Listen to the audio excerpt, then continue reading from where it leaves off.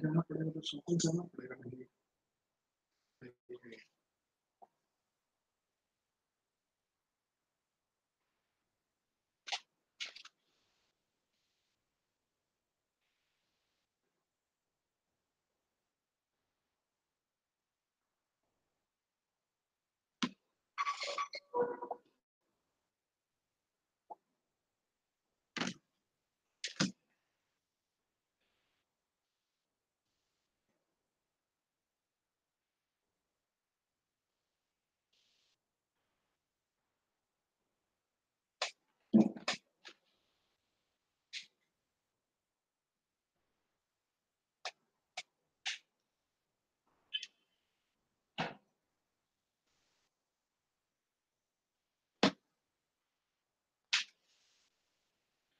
Okay, hello guys, good afternoon.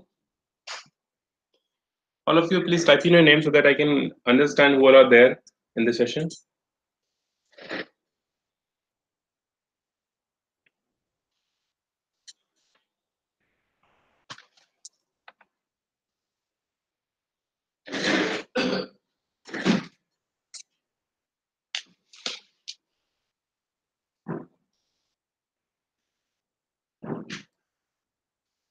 Hi Puvik, how are you?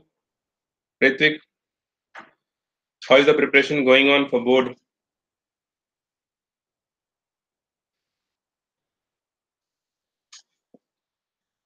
Still studying for JEE or you have shifted your focus onto the board exams?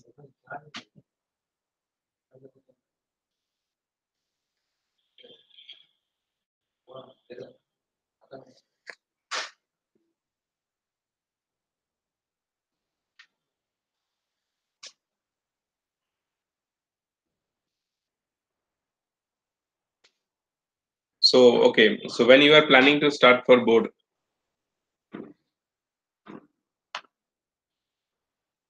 I think you are left with 20 days, no?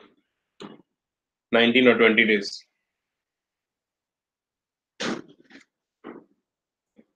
Yeah. I think 3-4 more days you can go for JEE, but then you have to focus more on your board exam. It's from 2nd of March, right?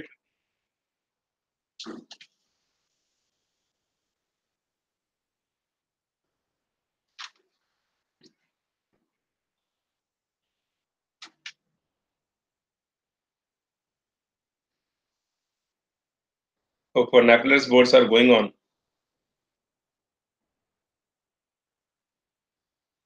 Okay. Cool. You see, today in this session, we are not going to discuss about, this is not actually a problem solving session, like as you know. We are going to discuss some strategy or the question that has been asked in board exam, what kind of question they ask, what are sections are there. So you basically you have all this idea, right? You must have gone through the past year questions, right? So you must know the pattern of questions, what kind of question they ask, right? So those things, but let me go quickly with all of these things. Okay, so for your 12th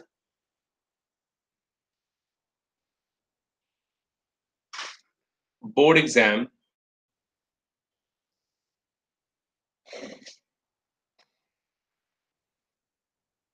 I can say there are four sections we have in this board exam, right? So I'll just go quickly with this. Okay, section 1 contains question number 1 to 5. Okay, today we'll see some questions of which has been asked in this board exam, previous year question 2017-16 questions we'll see, but we'll go through with this first also, right? So question number 1 to 5. A question they ask here in this section that also we'll discuss, and what kind of questions you have to look for this particular section, that also we'll discuss today. Okay, so question number 1 to 5 carries 1 mark each. Then question number 6 to 10. This is the number, na? Question number 6 to 10 carries 2 marks. Ma'am, that's the same number. This is the number, that's the number. Right, then question number 11 to 22.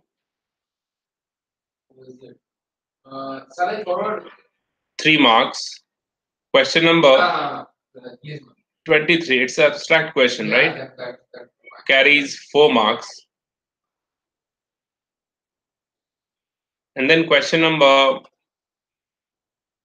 24 to 26. I think 26 questions are there. It carries 5 marks each. Right? So this is the distribution of marks we have. Okay. So first of all, here you see the first section here, question number 1 to 5. It is actually it carries 1 marks, right, in this section. Right. So in this section we have basically reaction based question. Okay, they'll give you a few reactions, like one reaction. Since it carries only 1 marks, so in this section we have a reaction based question. They'll give you some reaction and they'll ask you what is the product we have here. It's not like organic reaction. Suppose like one question we'll see here when we start discussing the questions. Suppose if I ask you the simple thing here, like when N2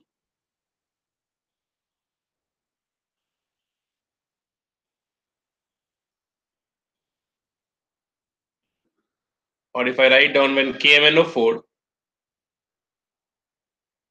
reacts in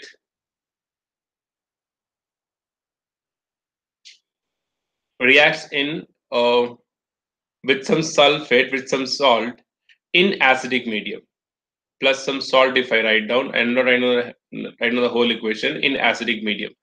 Then what is the product of manganese we get here? This kind of question. Okay. One question I'll show you what kind of question they have asked here. So this is here in this section we have inorganic the questions or the reactions related to inorganic. It is not like organic questions that you have to find out the major product. It's not like that. One question what I have seen here, they mainly ask from IUPAC nomenclature. Okay, they'll give you the compound. You have to write down the IUPAC name of that. Okay, effect of catalyst, you can say effect of catalyst,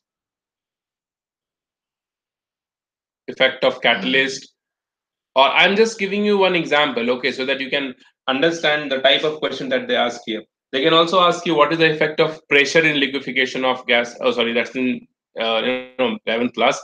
What is the effect of pressure in solubility of a gas? How the temperature affects the solubility of a gas, right? All these kind of questions, like the effect of catalyst in activation energy, they can ask, or gives free energy, right? This kind of question they can ask here. Okay, and then the last one, they also ask a little bit of question of colloids here. Okay, so like this, they ask questions from all those chapters. Very straightforward and basic question here. It carries 1 mark only. Okay, and while you write down the answer, you don't have to write down much here. Just you write down the exact answer. That is it. You don't have to explain the things here. And you see, question number 6 to 10 carries 2 marks. And here they can ask you the comparison of acidic basic strength, acidic basic strength.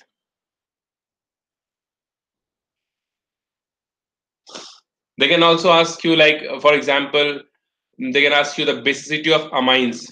Okay, they'll give you the compound and you have to compare the basicity of amines. Similarly, acidity of any carboxylic acid they can ask you, right? Few organic reaction also here they generally gives inorganic reaction. Here again, they'll give you organic reactions generally, and you have to write down the product. Okay, sometimes also ask you the mechanics, right? So they won't give you some complex mechanism. They won't ask you here the name reaction and all, right? Name reaction, when I say, it means Cannizzaro, aldol, all these Perkin reaction, all this, right? They may ask you these reactions, name reactions here. in 5 marks question. Okay. So here they'll ask you some simple reaction, like suppose nitration of benzene, halogenation of benzene, and all those kind of questions. Then they ask you. Okay. Sometimes they also ask you what is the electrophile here, right? So this when you have two sections in one question, like what is the product here, give mechanism. So the product of the reaction contains 1 marks and mechanism contains 1 marks again, right? So like this the distribution is there. Organic reaction they can ask you, they can also ask you structural formula of inorganic acid, like what is the structure of H3PO4. They can ask you what is the structure of you know H3BO3, like that. Okay, you have to write down the structure of it, that you know and sometimes they also ask you what is the structure formula of H3PO4 and what its basicity, those kind of questions. Okay. They also ask you here what are the different types of cells, electrochemistry. Okay, cells and the reaction involved in those cells, like mercuric cell, voltaic cell, and all.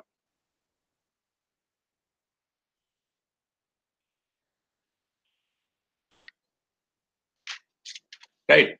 Sometimes they also ask you um give the reaction of voltaic cell or mercury cell, like that. So reactions also important. Okay, if they ask you only reactions, okay, then if you can draw the diagram of the cell, that would be better. Okay, draw the diagram, neat diagram, and mention everything in the diagram. Okay, here I said that they ask IUPAC, you have to do the nomenclature of the compound. But in this section, when you have 2 marks question, they'll give you the name of the compound, and they'll ask you, write down the structure of the compound, molecular form, not molecular formula, structural formula of the compound. Okay, so the opposite thing they'll ask you. All these things I'm giving you, with reference of the question that has been asked in the previous year exams, right? Right. Question based on intermolecular force also they ask. What kind of force involved in this solid and that solid, like that. It's a factual question, but you should keep that in mind. We'll see the examples on it. Okay. Now, question number 11 to 12 carries 3 marks. Okay. So in this section, they may ask you give reason of the following. Why this particular compound is more acidic than this one. Okay. So they can ask you reason over here. Okay. They can ask you, numericals, basic numericals they can ask you here. One thing, let me tell you here, when they ask you the numericals, however, you can solve the numericals of board, since we have done for JE. You can solve these numericals easily. But if you are not able to solve the numericals, so if you write down the data itself only in the answer sheet, you'll get 1 marks for that. Okay, and then you have calculation, and then the last you have answer. Okay, so for answer you will get 1 marks. For all the calculation you'll get again 1 marks. This kind of distribution is there. Okay, but the point is, if you do not know the numericals, at least you write down all the data given, and then what all formulas you can apply regarding those data given in the question. Okay, so basic numericals also they can ask. They can also ask you here coordination compound. Okay, the coordination compound, about coordination number, few definitions they can ask you, right? What is coordination number, what is ligands, okay, types of ligand they may ask you. And then in the coordination compound they may also ask you the isomerism part. Okay, what kind of isomerism these two compounds shows. Okay, uh, this kind of question they may ask you. Okay, and one more thing, isomerism, there are many questions possible. Magnetic behavior also they ask. Magnetic behavior, you may get 2 3 different section in one question itself. Okay, so that they can distribute the marks in those sections. Okay, uh, they may also ask you here about SN1 SN2 reaction, reactivity thing you have to explain here.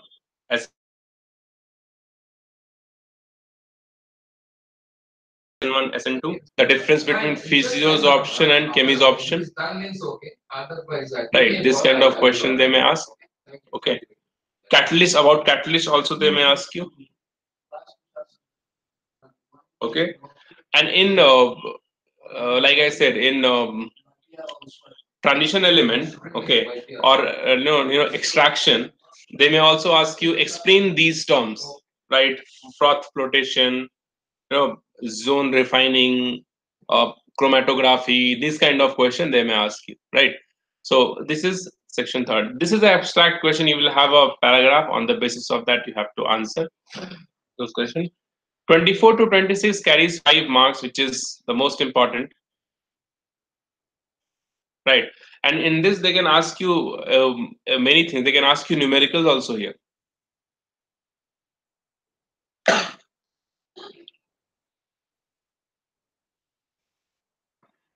They can ask you numericals here. They may ask you name reaction also with mechanism. Okay, name reaction with mechanism. Like I said, aldol, canizaro are the most important one.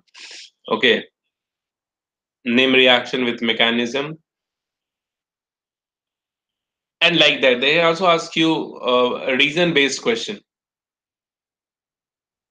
Reason-based question. Okay, so this is all about the questions of uh, board exam. This kind of question generally they ask. Okay, so like this you can prepare.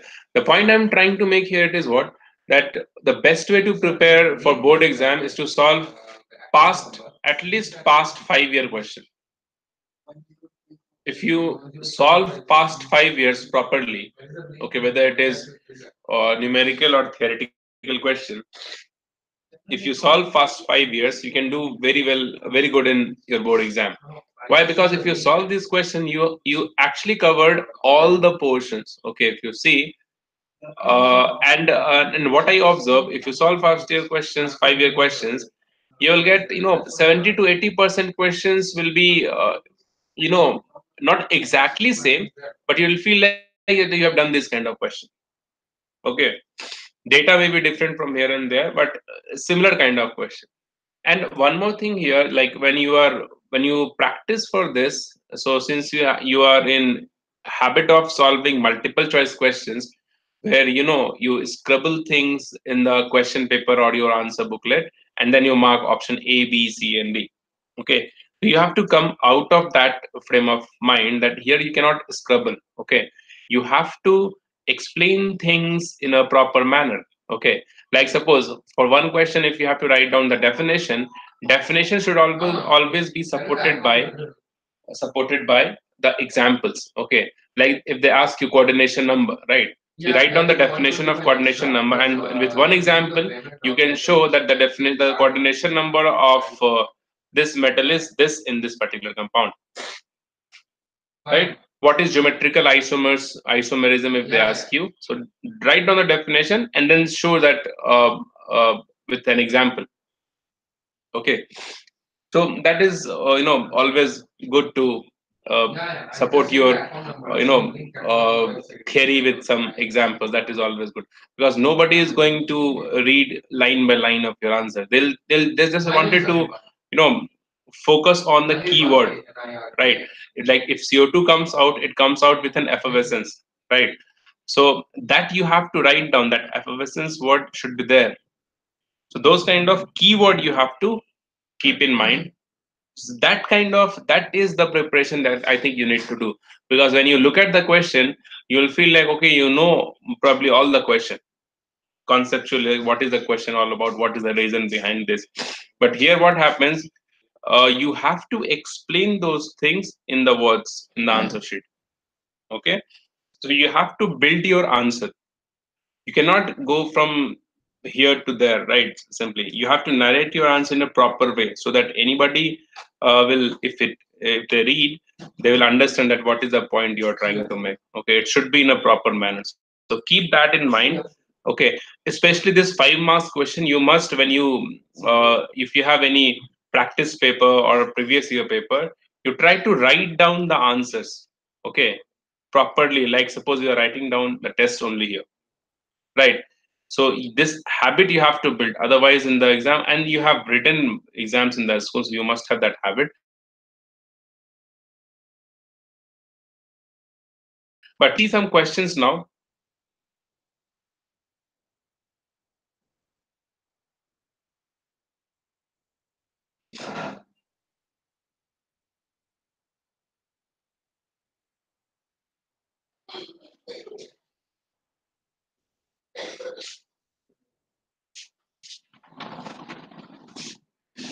These questions are of 1 mark question. Right, this is 1 mark question. I'm just giving you the question which has been asked previous year. Right, it's a 1 mark question. You see, the question is the main product of the reaction when 2-butene reacts with chloroform.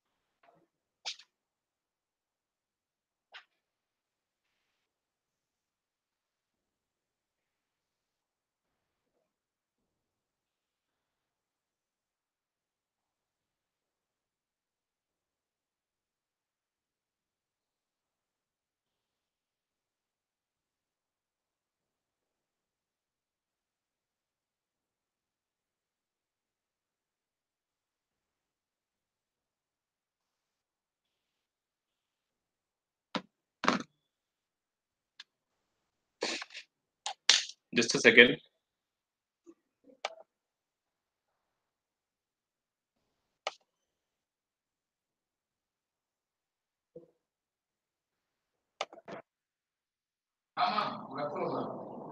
Yeah, have you speak means spoken with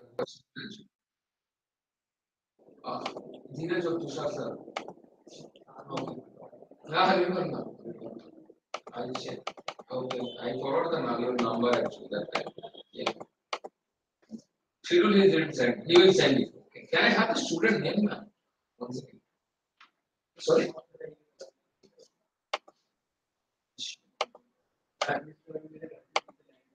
What's your name, ma'am? Thank you, ma'am. Thank you. Okay, link I already sent, na? Oh, I think this is the question. Yeah, this is the question. That was the different one.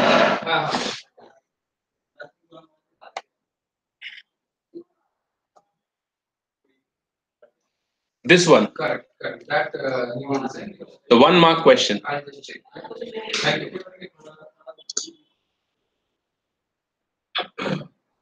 We will not discuss the whole paper. Okay, just we'll see the type of question and how to write down the answer. So that we'll see. See, the question is write the formula of the compound of phosphorus which is obtained when concentrated HNO3 oxidizes P4. Okay, so it's there in nitrogen family. Okay, and if I write down the reaction here,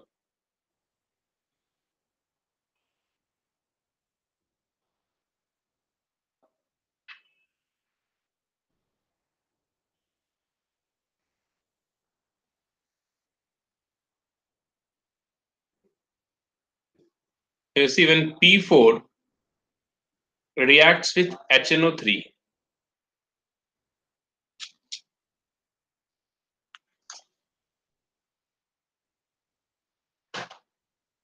and this is concentrated acid. So the product here we get is H3PO4 plus NO2 and H2O. Balanced reaction is not required. So the compound of phosphorus which is obtained when concentrated HNO3 oxidizes P4, answer is H3PO4. And nitrogen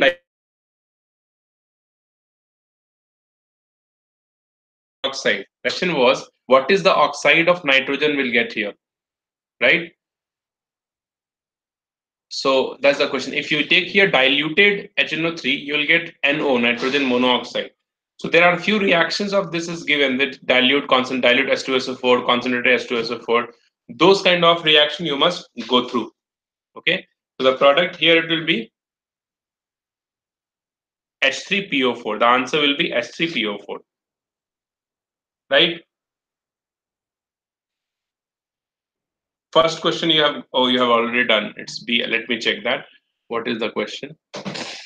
Main product of the reaction would be 2-butene chloroform with NaOH. Yeah, it's correct. We'll get butanoic acid. And we have 2-butene, so methyl will be there at first. So this one is correct.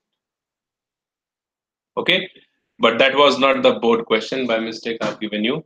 So you see the next question. Sorry. Question number 2. You see this one. All these are 1-mark question.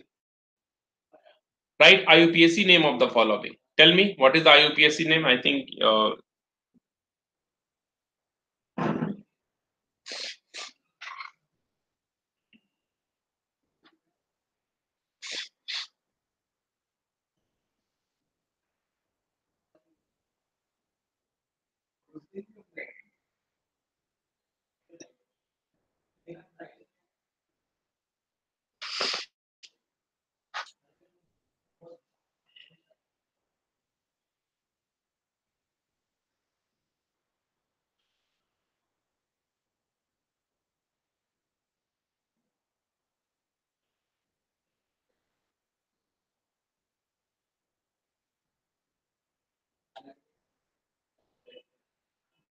tell me, what is the name of this one?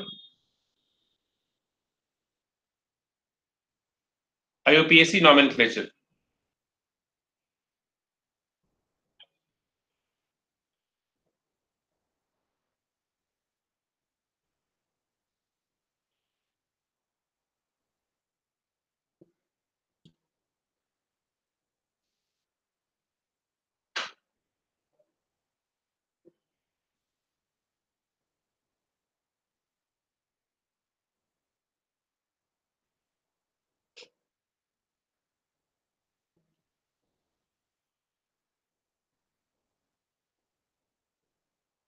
See, all of you have written, but you have to take care of the comma and the dash, right? So name is correct. It is the numbering will be 1, 2, 3, and 4. So the name of the compound will be 2 dash methyl dash 3 bromo. 2 methyl 3 bromo, then but 2 ene 4 all.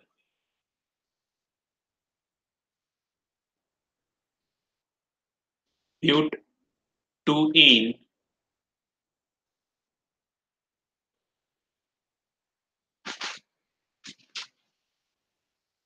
4 all, right? This is one possibility. Or if I do the numbering like this, 1, 2, 3, and 4, then the name will be what? Name will be, oh, sorry, I have, this should be in the alphabetical manner. Okay, this should be like this. Now the name will be what? Again, 2 bromo,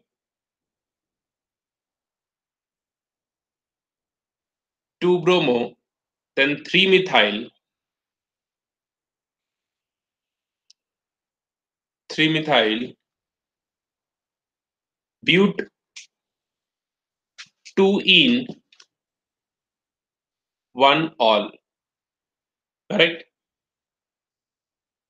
So these are the two possibilities. And here the name is 3 bromo 2 methyl. It's not 2 methyl. So here you see the sum of locations is 3 plus 2, 5 only. Here also 3 plus 2, 5. When the sum of locations is same, we'll follow what? We'll follow the alphabetical sequence, right? So we should do the numbering in such manner so that the halogen group, which is bromo, gets the lower position, right? So we will do the numbering from this side, like this. So this is the correct name, right? So this is obviously not correct. Okay. So here you see the another thing. Whenever you separate a letter with a number, we always use dash over there. When we are separating two number, then we use comma. 2 comma 3 die something will write. Okay. So two numbers are always separated through comma, right? And a letter and a number is separated by dash, right? Here it is O here. So that's why we have dropped this terminal E. We don't write this terminal E here, right? So these are the few small things you have to keep in mind. If you don't write this dash, comma, and all, your whole answer will be wrong. Okay, you will get 0 into this, right? So keep that in mind. Don't make any mistake in these kind of questions. Okay, these are again 1 mark question. Next question I'll show you.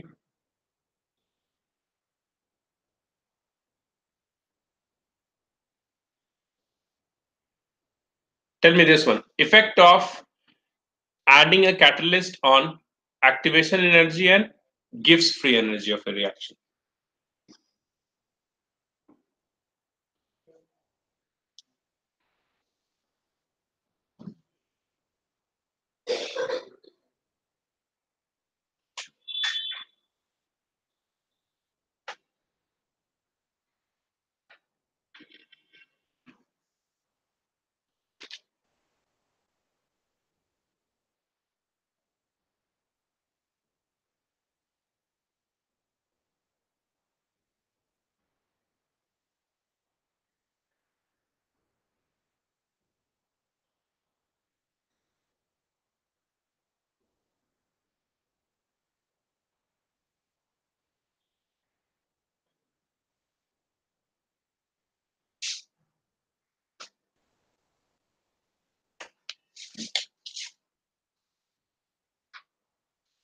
Okay, the answer is this is saying lowered Simahid activation energy decreases, Kushal decreases, Ritwik both decreases.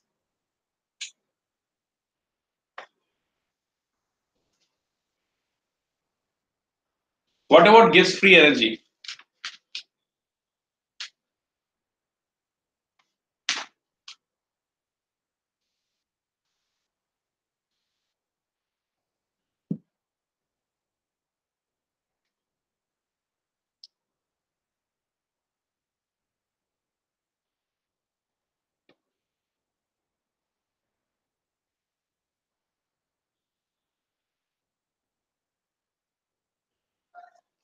Okay, you see, first of all, when it is a catalyst, so for JE we have discussed that there are two types of catalyst, positive and negative. Excuse me. But if it is not mentioned, we assume positive catalyst only, right? We assume positive catalyst. So, and for the board also, whenever catalyst is written, we assume positive catalyst only. So we know the positive catalyst or catalyst decreases the activation energy, right? And the reaction proceeds with a faster rate, correct? So first of all, this activation energy in presence of catalyst will decrease, and all of you have done this. And del G, that is change in Gibbs free energy, will remain unchanged.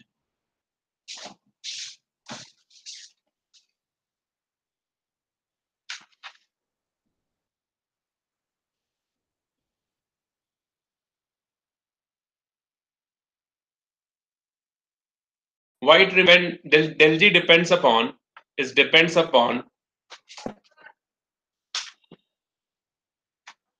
equilibrium constant. And hence we know the equilibrium constant does not change with catalyst. Okay, so it only depends on equilibrium constant, only depends on what? Equilibrium constant depends only upon,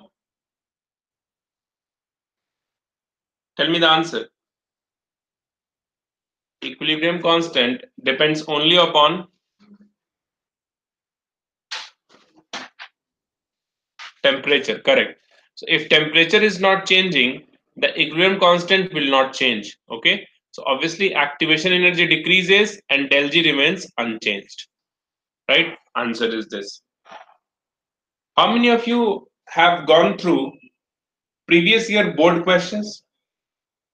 Honestly, tell me.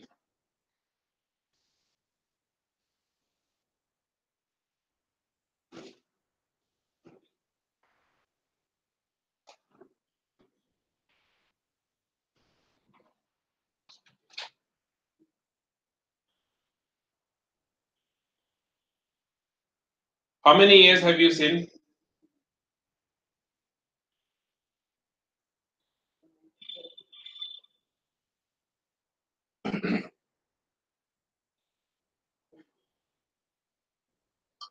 Do solve it again.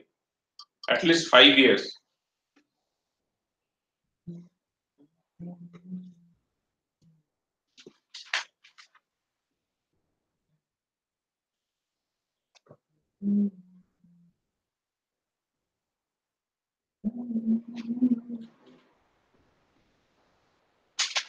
Wow. See, 1 mark question. Which one is allylic halide?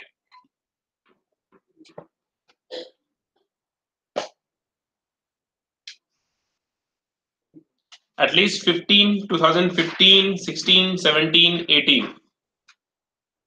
Allylic halide is this.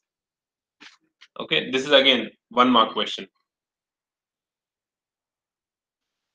Okay, so these kind of question they ask, very straightforward question they ask for in this question number 1 to 5. And you don't have to write so much, just you write down the answer. See, next question I'll show you.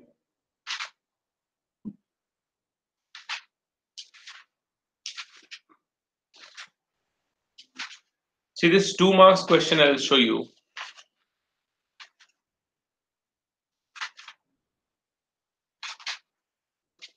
This one you see. This is for 2 marks question. Arrange the following compounds in increasing order of their acidic strength.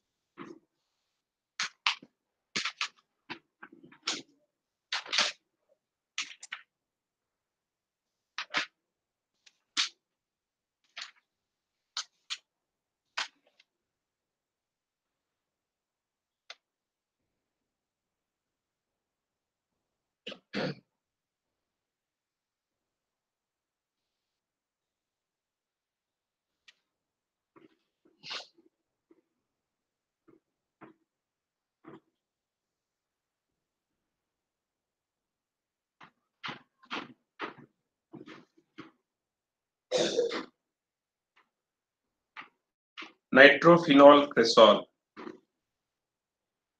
Nitrophenol.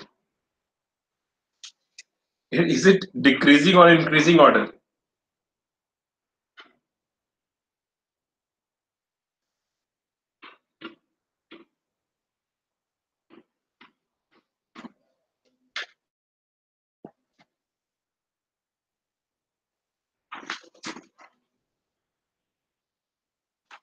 Okay, they ask increasing. Okay, increasing order, correct.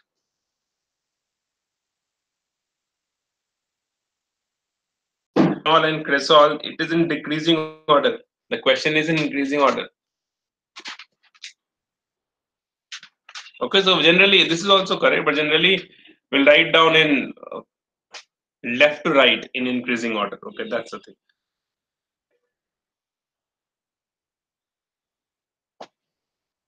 Yeah, so these are a few things that you must keep in mind: increasing order, decreasing order. Read the question properly before answering. Okay. Now I'll draw the mechanism of this. Okay. And you have to tell me the product when this reacts with these two. If we have CH2, C double bond C, and it reacts with what? H3O plus.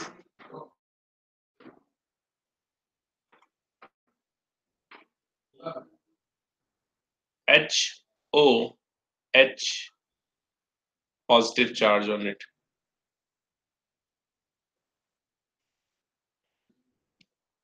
The mechanism of this will be what? This pi electron, which is a weak electron, it attacks onto this hydrogen, and then oxygen will take this bond pair of electron. Okay, so what happens?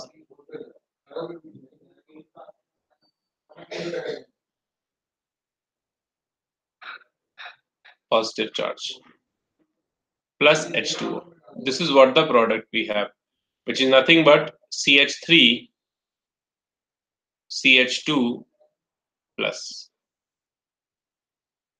This is the mechanism, right? Write the structure of the products when butane to all. 1, 2, 3, 4. Butane to all reacts with CrO3, and then this butane to all reacts with SOCl2. Tell me the product.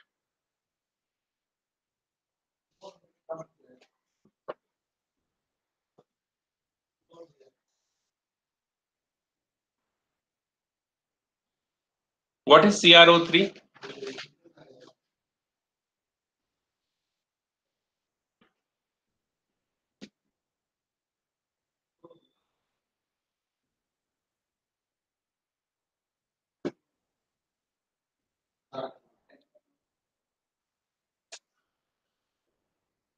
What is CrO3? Chromic oxide. What does it do?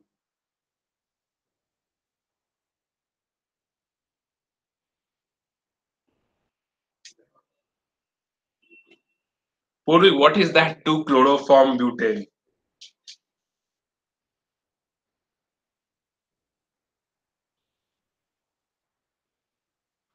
Oxidizes. So this will oxidize. And what is this alcohol? It is 2-degree alcohol, right? Secondary. So we know the secondary alcohol oxidizes into ketone. Primary goes into aldehyde. And this produces the chlorination. So the product will be this.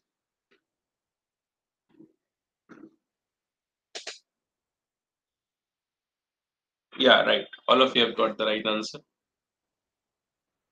So you see the nature of the question. When you see what they have asked in 2 marks question, the acidic strength. So here in this section, they can also ask you the basic strength of any question. So whatever we have done in GOC, any of those, not very vast, but those kind of question they can put over here in uh, in this section, 2 marks section. Okay. So basically, you have to use the concept of various electronic effect, which is plus R, plus I, minus I, right? Aromaticity. These concepts you have to use to solve this kind of question. The mechanism it's not required. It's not there, Purvik, for CrO3, but it is an oxidizing agent.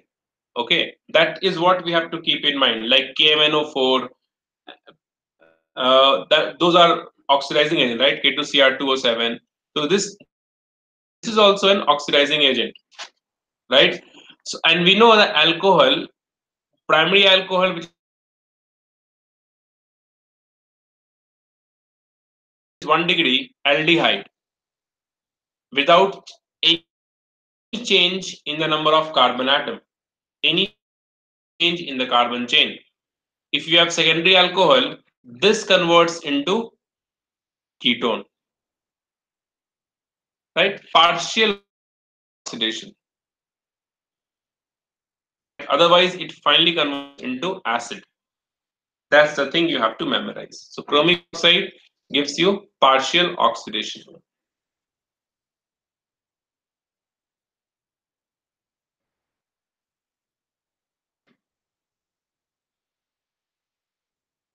This one you solve. See, very basic numerical for 2 marks. This kind of question I think you can solve. But you have to have this idea that what kind of question they are asking. Accordingly, you have to prepare.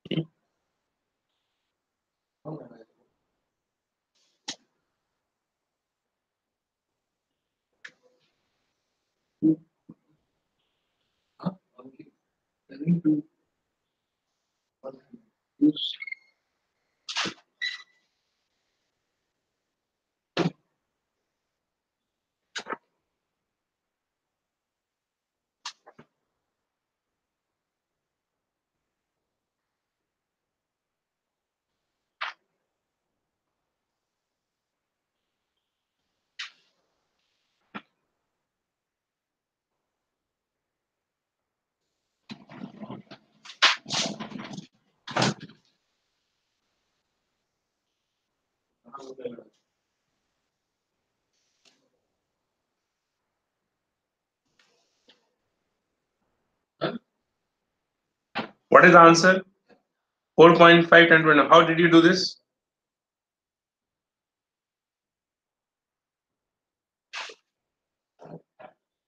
Can you explain a little bit?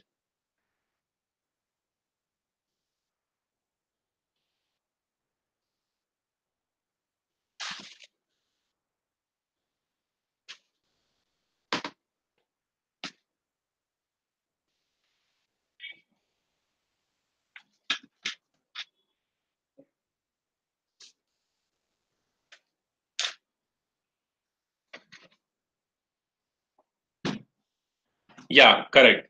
So, like I said, you can easily solve this kind of question. Okay, like if you do not make any calculation mistake, you will obviously get the right answer. Right? They are very basic question that they ask. Okay, no, there's no any concept of void. Very straightforward question. If you have basic understanding of mole, you can do this kind of question. So answer is correct. 4.5 into 10 to the power 22 number of unit cell. These many unit cell we have. Right? So we have basically number of moles, right? So number of moles into Na gives you number of atoms, and 1 unit cell there are 4 atoms. So accordingly, you can find out by unitary method. Okay, so answer is correct. 4.5 into 10 to the power 22.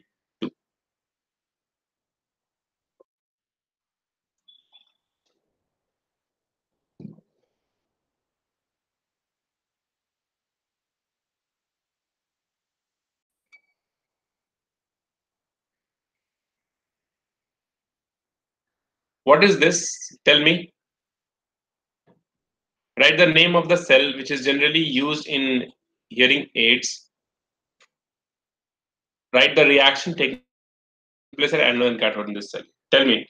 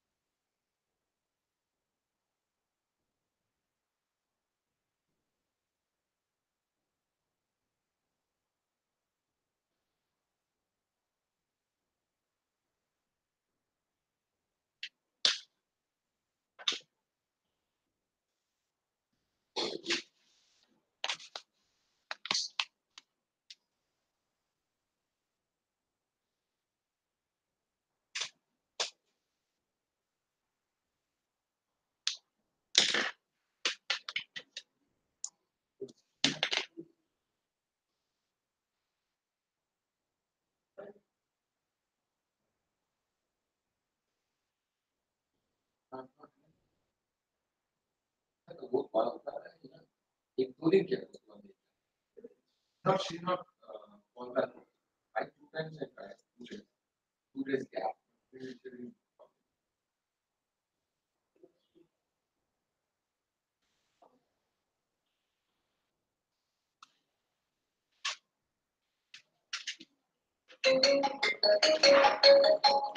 Just a second.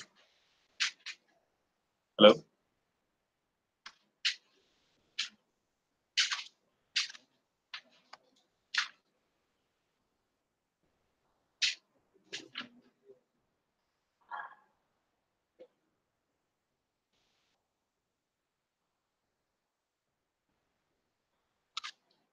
What is this cell? Okay, mercury cell. It's correct, mercury cell. And what is the reaction we have here? Or can you tell me the product? What we get the product in at anode and cathode?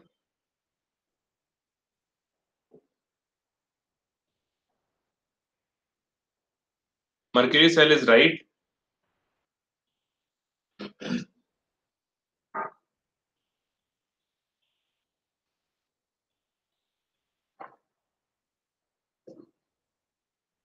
In mercury cell, again, we are talking about mercury cell now, but you have to go through all those voltaic cell and all, which is important, and then reactions also. What reaction takes place at anode? What reaction takes place at cathode? Right. So yeah, zinc or mercury will get. No, we get mercury at cathode. HgO will get reduced at cathode, right? And we get Hg liquid at cathode. Zn will get oxidized at anode. Okay, so these reactions of anode and cathode you must go through.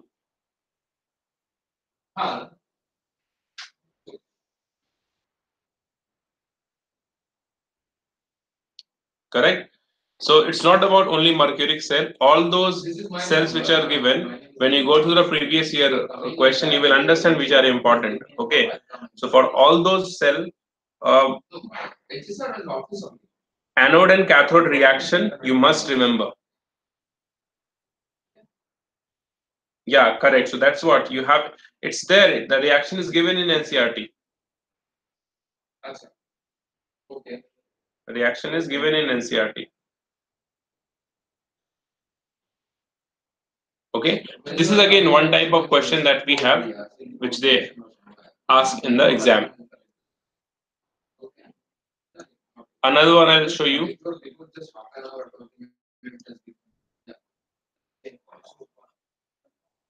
Okay, can you write down the molecular formula of all these?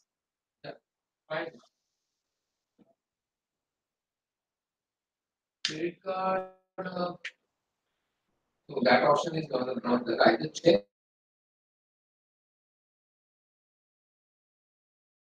Or So, she messaged someone looking for what is it like? Working in Iran, now Tell me the molecular formula of this. maybe tomorrow she call.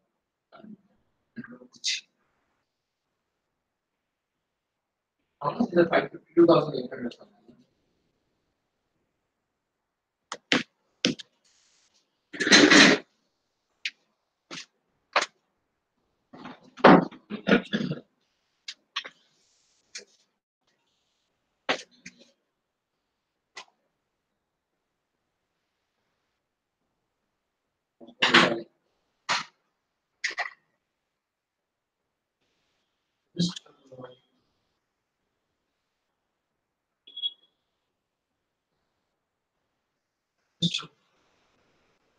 What to reply here?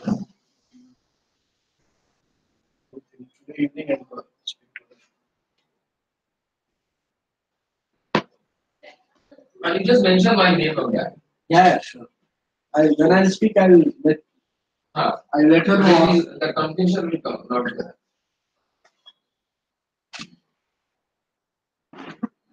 Correct. That's all. 15 से 20 कल सुबह दे देंगे हैं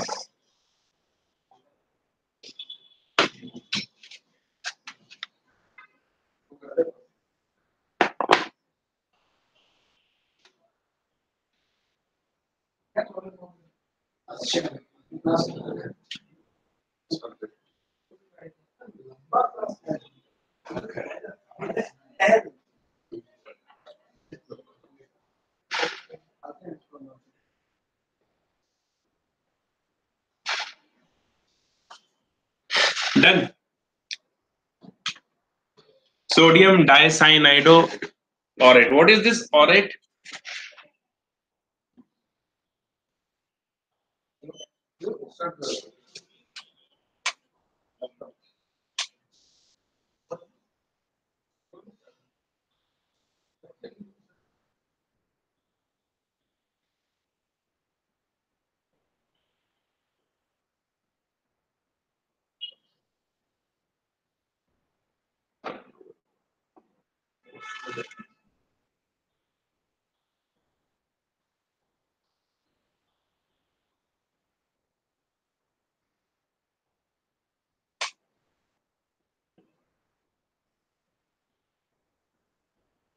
Okay, you see the compound is this. What is this? Anyways, compound is sodium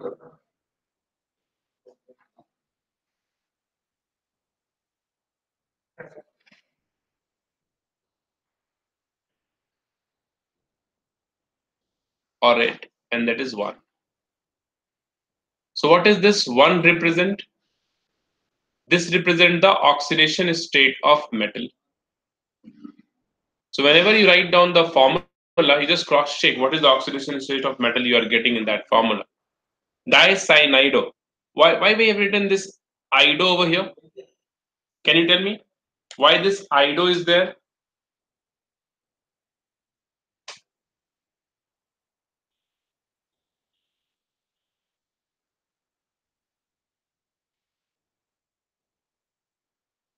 Why this ido is there? Can you tell me?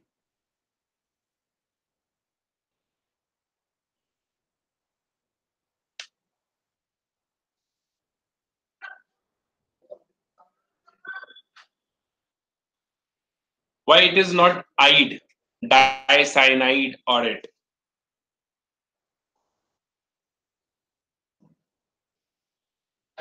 You remember we have done this, and we whenever negative charged ligand if you have that ends with suffix ido, right? Ito, sulfato, like that. Ato, like that. Okay.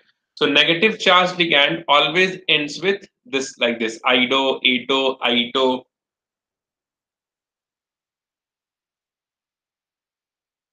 That's right. Anyways, CN, right? Dicyanido means CN is whole twice. Audit is nothing but it is gold, AU, bracket close, right? And here this sodium metal we have, so Na we'll write down here because it is the positive charged metal, right? Na plus, so we'll write down left hand side. Now if you cross check the oxidation state of this, it is +1, so here we have -1, here we have -1, and this cyanide is again -1, so -2 will go that side, so it will be +1, so that's correct. Okay, so whenever you write down the molecular formula, just cross check the oxidation state given. Similarly, you see here tetraamine, so we'll write here what? NH3, amine is NH3, so it is NH3 4, right? Tetraamine, chlorido, so chlorido is Cl, nitrito, what is nitrito? Nitrito is NO2, right? Platinum sulfate, platinum 4 sulfate, platinum is the metal, right? So we'll write down Pt here, and sulfate is SO4. Okay, if you cross check the oxidation state of platinum, it is -2, so here we have +2. NO2 is -1, this is also -1, it is neutral, minus and minus. This platinum is in +4 oxidation state. What does this N platinum means? What does this N platinum means?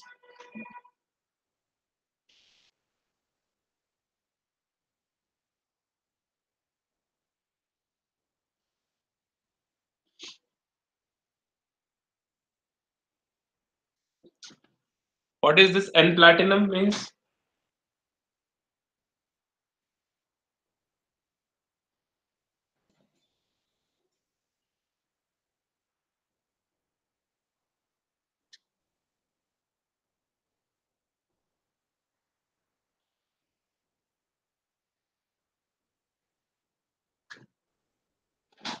Yeah, it means the ligand NO2 in which the N atom is bonded with the metal platinum. Okay, so it is involved in bonding. Now the point you have to understand here, that if suppose if it is written O platinum like this,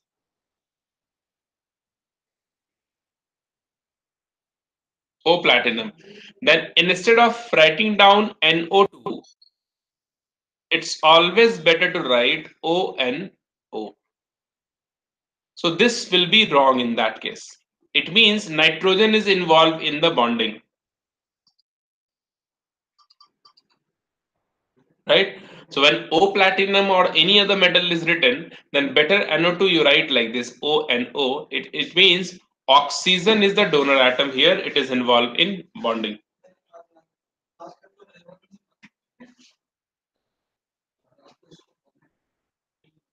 right?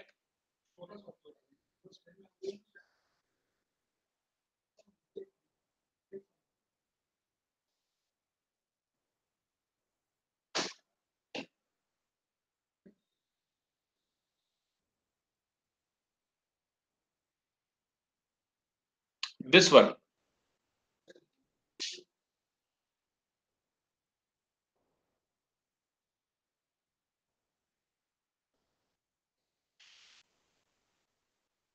Based on the nature of intermolecular forces, classify the following solids: silicon carbide and argon.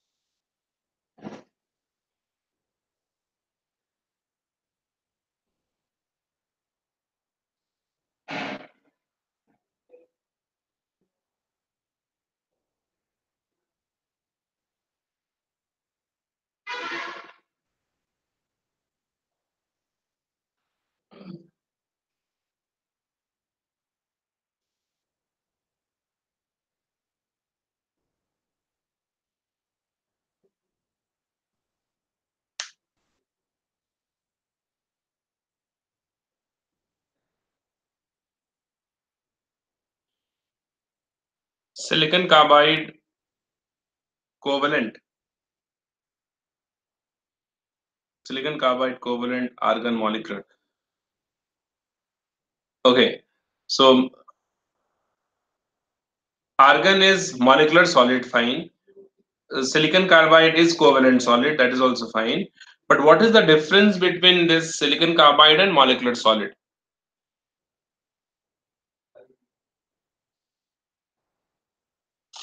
Yeah, correct. That also you can say covalent and weak dispersion forces respectively. What is the difference between a covalent solid and molecular solid?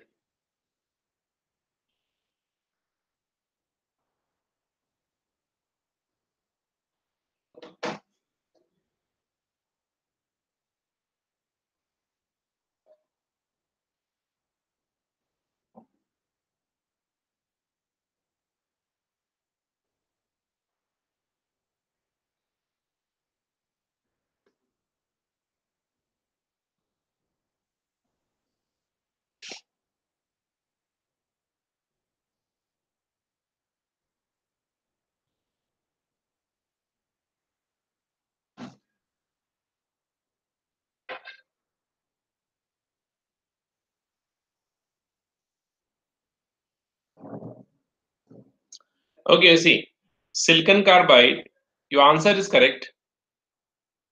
Silicon carbide is covalent solid. Covalent, we also call it as network solid. Covalent or network solid. Argon, sorry, AR.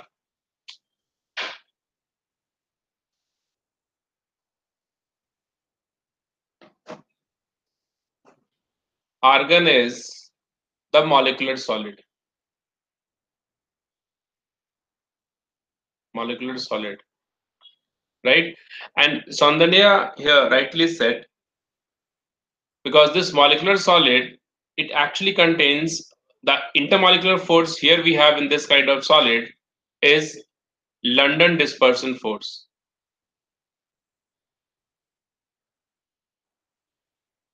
London dispersion force, right? Which is very weak intermolecular force, right? Very weak. But in network solid or covalent solid, we have covalent bond. We have covalent bond. You know what is London dispersion force?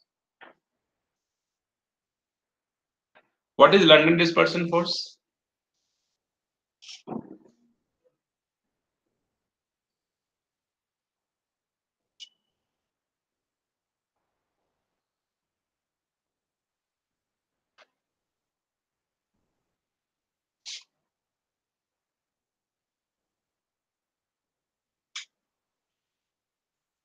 What is London dispersion force, guys?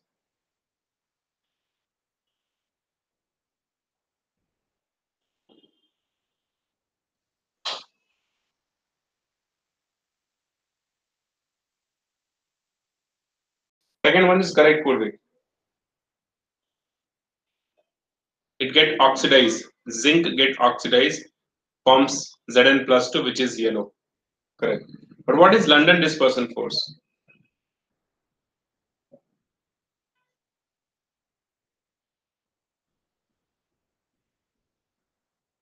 Yeah, correct, Ramcharan. First of all, this London dispersion force is actually, defined for inert gases only, right? Suppose if I take the example of helium, so helium molecule, and in this we have two electrons,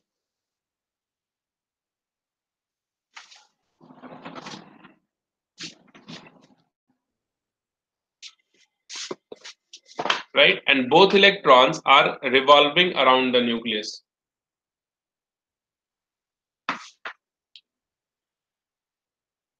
right? So two electrons we have, so these two electrons are continuously moving around the nucleus. So it is possible that at some instant, two electrons will be on this side. So on this half of the molecule, this will be slightly negative. and this will be slightly positive. Similarly, if the two electrons here in this atom, for an instant, it will be here. Sorry, if it is here,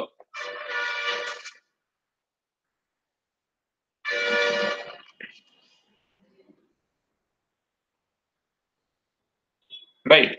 So what happens? This side will be slightly negative, and then there is a charge. There is an electrostatic force developed between these two part, and which is nothing but the London dispersion force. So you see, this is because of the relative movement of electrons. Okay, so for a fraction of second also, if this kind of, and this electron, you cannot even imagine, or you cannot find out the position of an electron. But whenever for a fraction of second also this kind of alignment is there, then there will have a very weak interaction, electrostatic interaction, which holds for even fraction of a second, right? But this kind of force, we call it as London dispersion force, correct? Which is actually defined for uh, inert gases only, right? So that's the thing. Covalent bond, already. Okay, this is the thing. Now this one we have done. ZNO turns yellow, that you correctly said. When you heat this ZNO, it converts into Zn2 plus half of O2 plus 2 electron. It gets oxidized into this, which gives yellow color over here, right? Now, what is meant by groups 12, 16 compounds? Give an example. C. What is this C? Answer.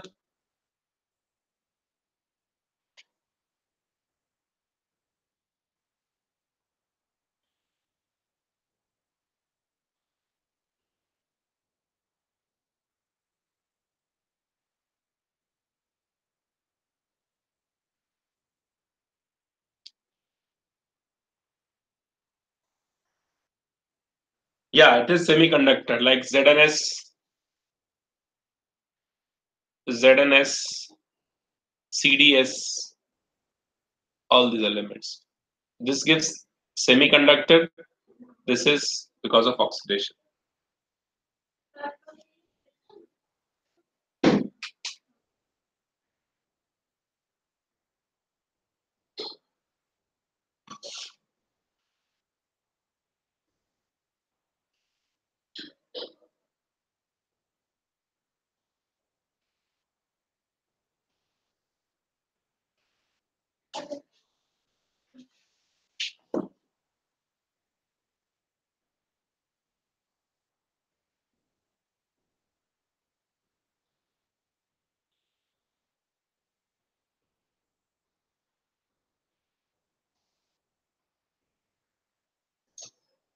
Understood?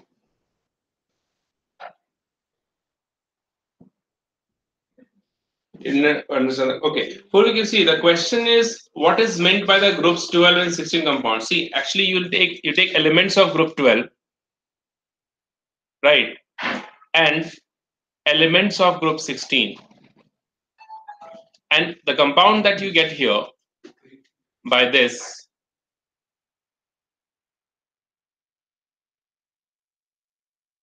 use that compound. So group 12, we can take Z and CD. We know it is the after 12 we have boron family, right? It is a transition element. Z and CD and all. Right. And group 16 elements, we have oxygen family, so sulfur. So ZnS, CDS behaves as a semiconductor.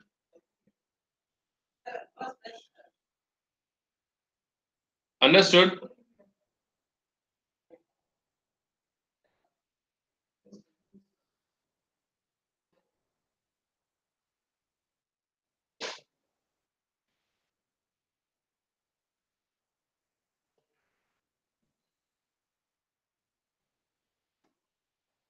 See the next one.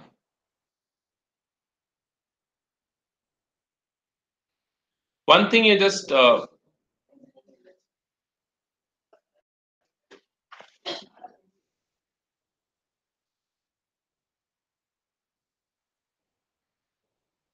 before solving this question, just one thing I want to discuss here. You see, this is 11th one, so this is 3 marks question. right? So you have actually three sections, three different questions here, one marks each, right? So when you have this kind of questions, so you cannot write down 2, 3, 4, 5 lines for answering one particular question. So only one line you have to write, but you have to be very specific. 1 to 2 line you can use, but you have to be very specific over here, right? You cannot write down about like here. If you don't mention this London dispersion force and covalent bond, you won't get marks. Okay, so don't write randomly anything. Try to be specific. Since it is 3 marks question, so each A, B, C contains one marks each. So accordingly, you have to build your answer. Solve this one. Okay, so this is a numerical. I think you can solve this. Try this.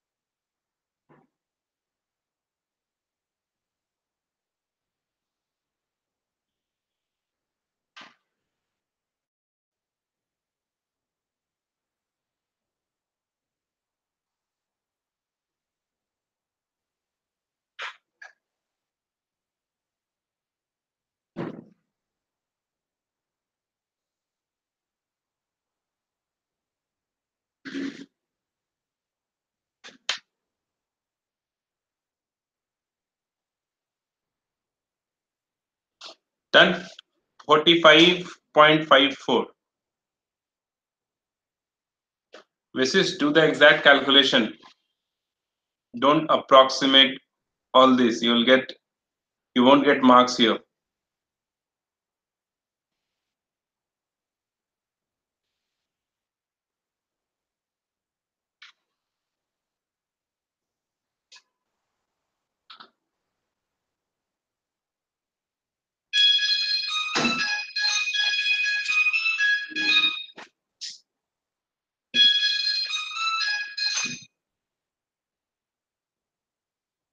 What is the electrons? How many electrons flow?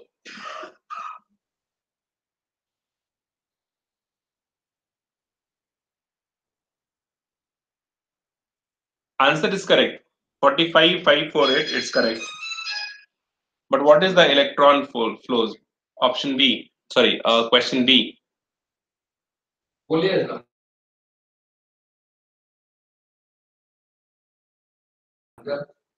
क्या कर रहा है देखते हैं क्या कर रहे हैं ये क्या कर रहे हैं हाँ हाँ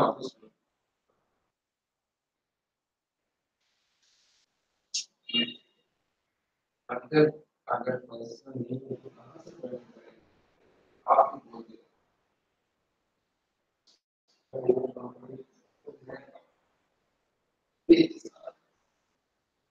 बहुत दिक्कत बहुत दिक्कत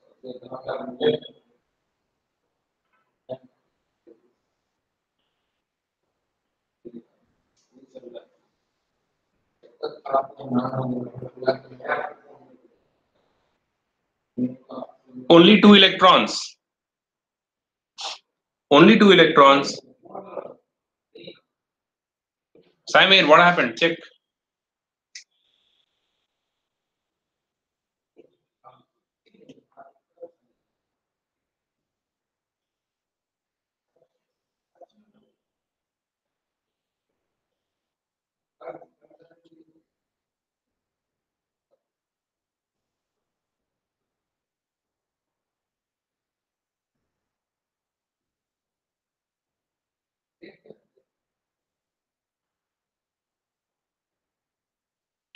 Okay, this one you are getting wrong answer.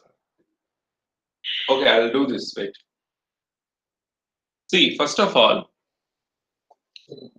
how do we, solve this question? So first of all, like I said, you have to write down the data. So what I'll just write down everything the way you should write in the exam. Given cell reaction, and that is 2Fe 3 plus, which is in aqueous, plus 2I minus gives 2Fe2 plus aqueous plus I2 solid. This is the reaction given. And what are the data? Next data, E naught is given. E naught of the cell is 0. Temperature is 98 Kelvin. And it is given 1 Faraday is equals to 96500 Coulomb per mole. These are the data given. Now, if I write down the half reaction, the two half reaction, all these things you have to write down. Two half reactions. So Fe3 plus is going into Fe2 plus. So this is what the reduction we have. Fe3 plus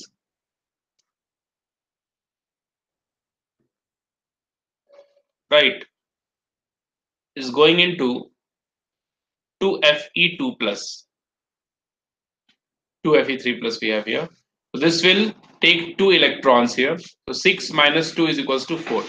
And this is also aqueous. And this is also aqueous.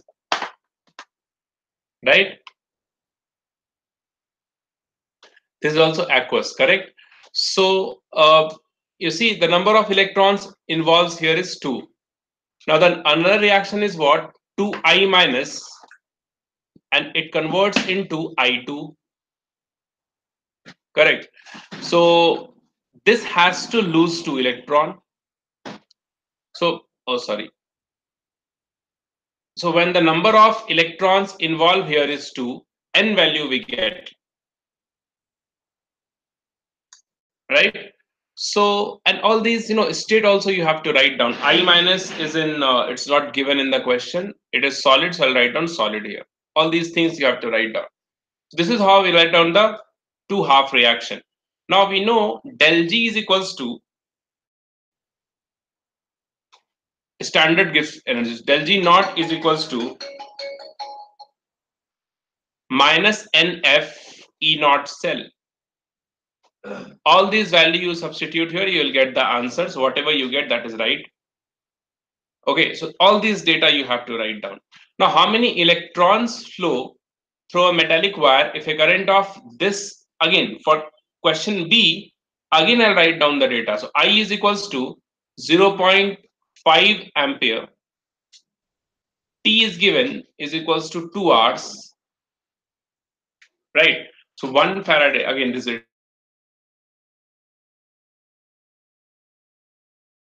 is given. So we know what we can write. Q is equals to IT,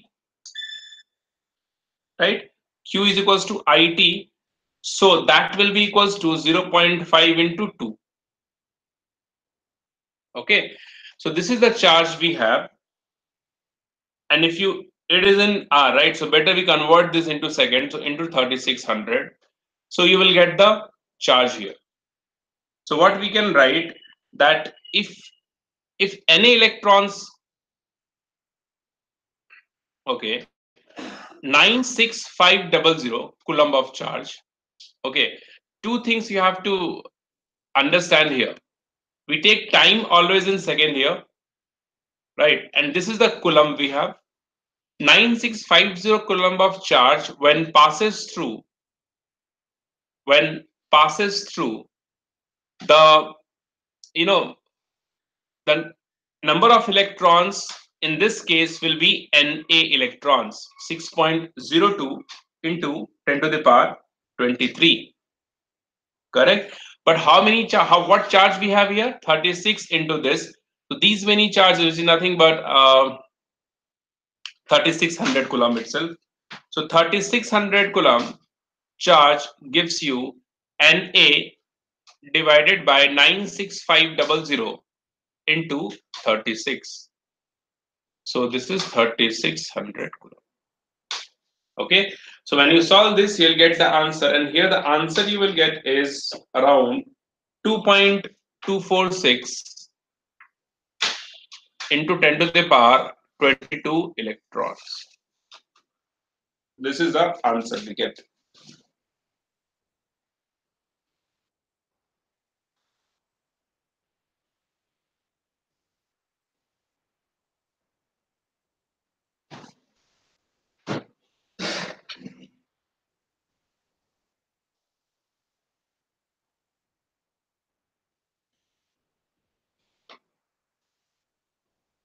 Is it clear?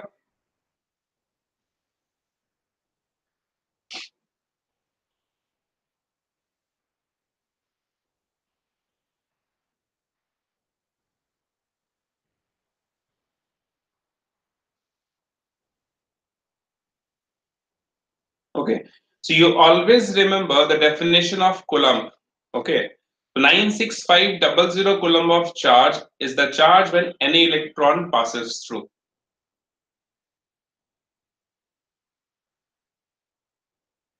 Or we can say the charge on any electron is nothing but 96500 coulomb.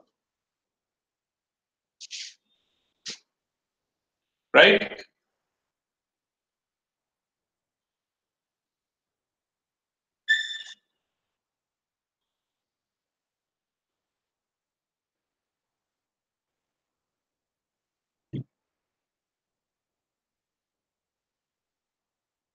Don't forget to write down these reactions. Okay, the data given. You'll get 1 marks here, right? Then if you got the right answer, you'll get another 1 mark and 1 marks here. Next question you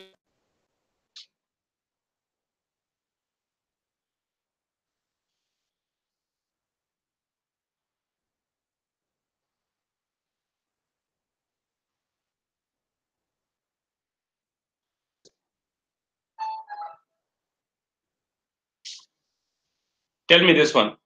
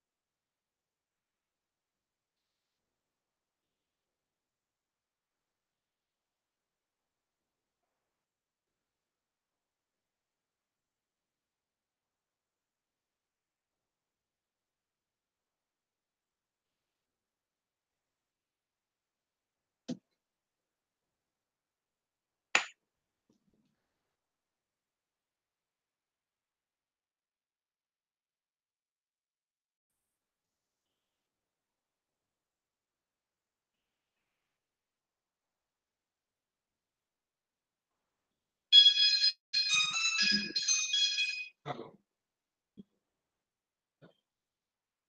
Yes.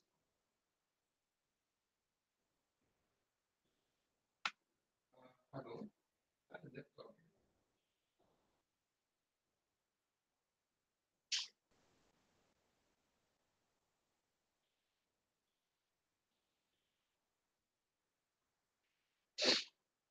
Okay.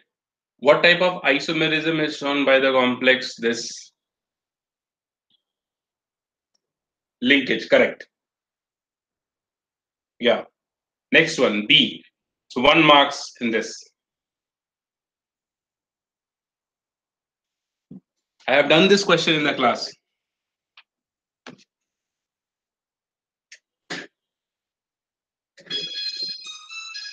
Do this, I'll have some water and come.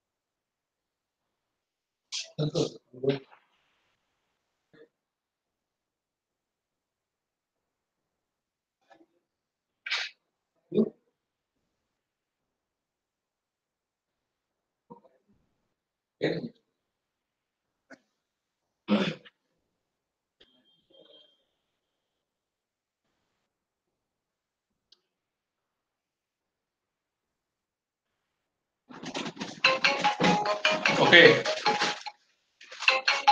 just a second. Hello. Hello.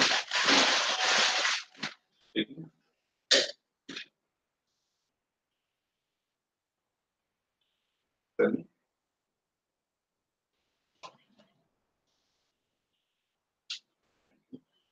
Yeah.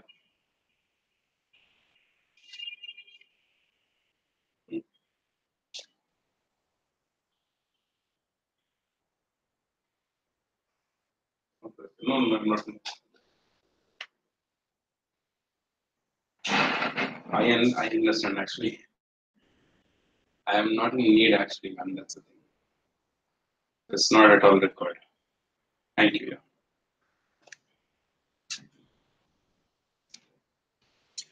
Yeah. Okay. So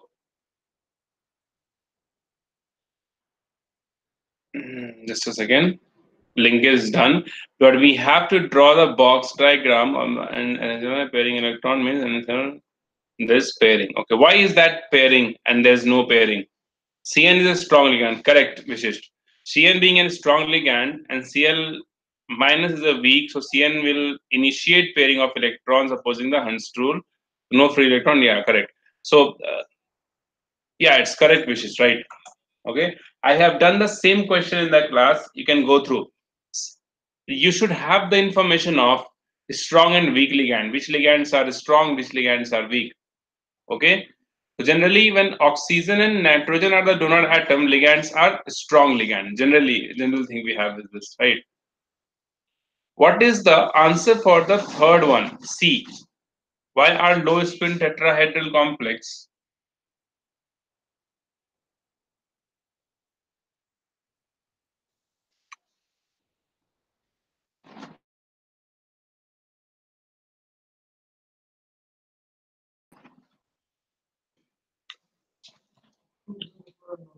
Oh my God.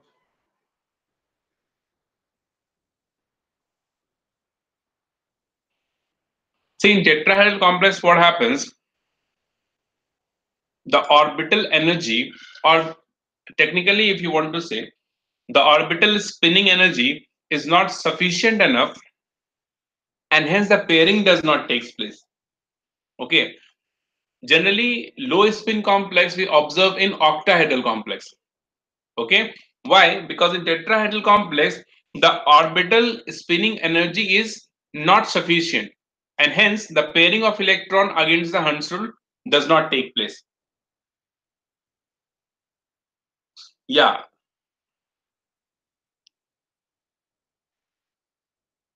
So that's the reason. Here we have low splitting energy.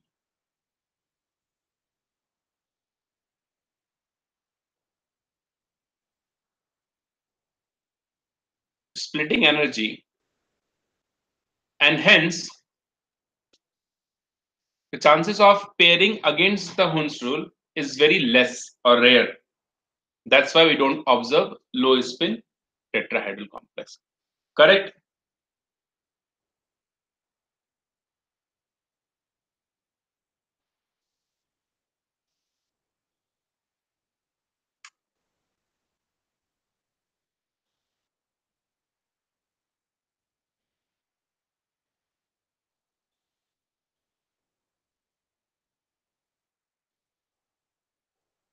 You see, here you have to write down the difference between these.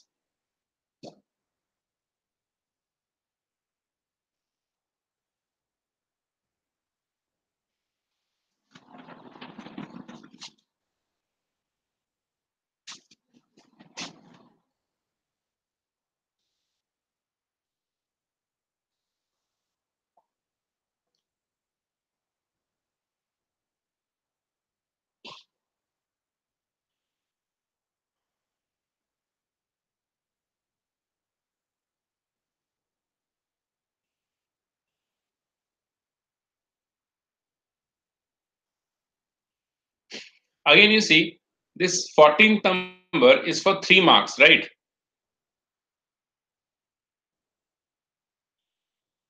This is for 3 marks. So you don't have to write much into this because A, B, C, we have 3 options, 3 questions, 3 separate questions. Each question contains 1 mark. Okay. So on one point, you have to write down here. So in multimolecular solid, what happens? I'll just give you the information here. In multimolecular solid,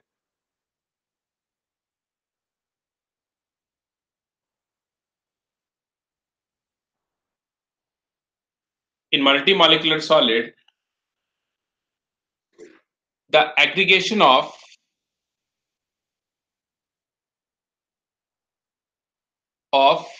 large number of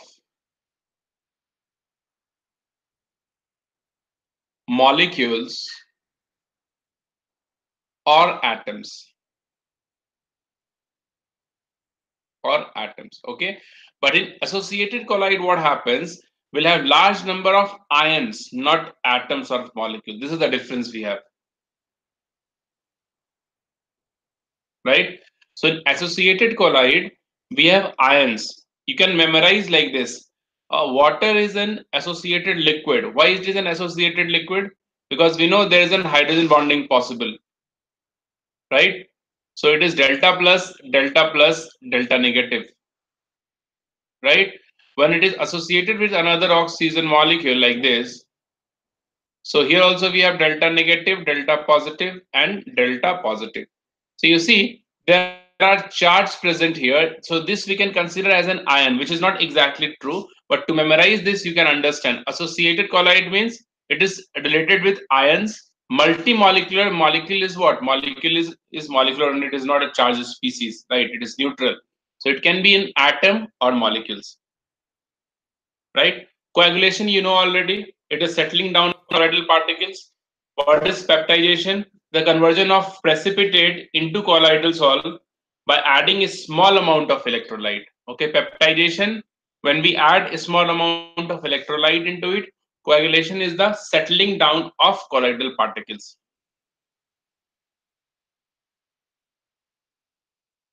Homogeneous, homogeneous catalysis, the reactant and catalyst are in the same phase, right? Homogeneous catalyst is what?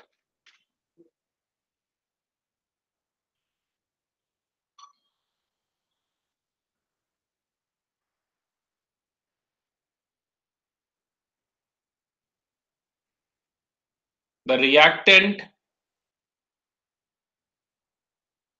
and catalyst are in the same phase. That's why it is homogeneous. Heterogeneous means reactant and catalyst are in the different phase.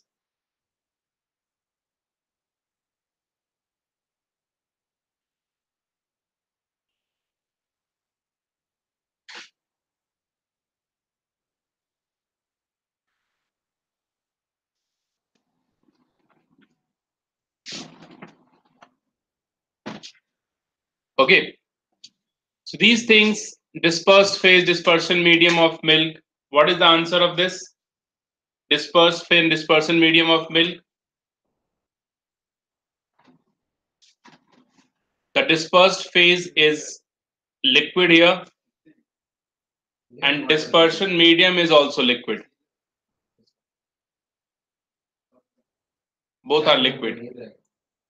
Similarity between physiosorption and chemisorption.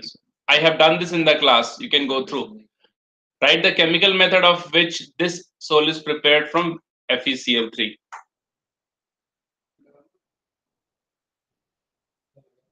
Right?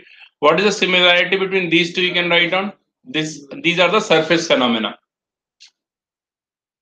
Okay.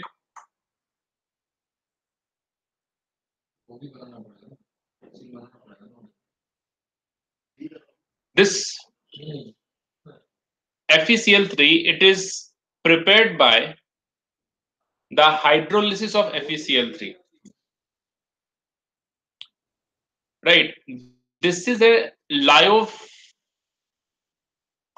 sol. This you must remember. This is a lyophobic sol. And this is prepared by the hydrolysis of FeCl3 plus H2O, which gives you FeOH whole thrice plus HCl, 3 moles of HCl.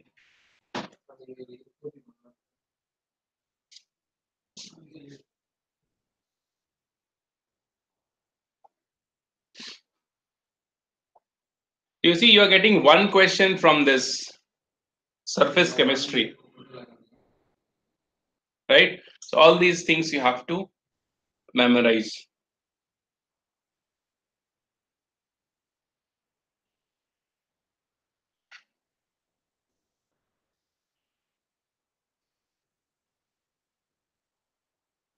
Next one you see,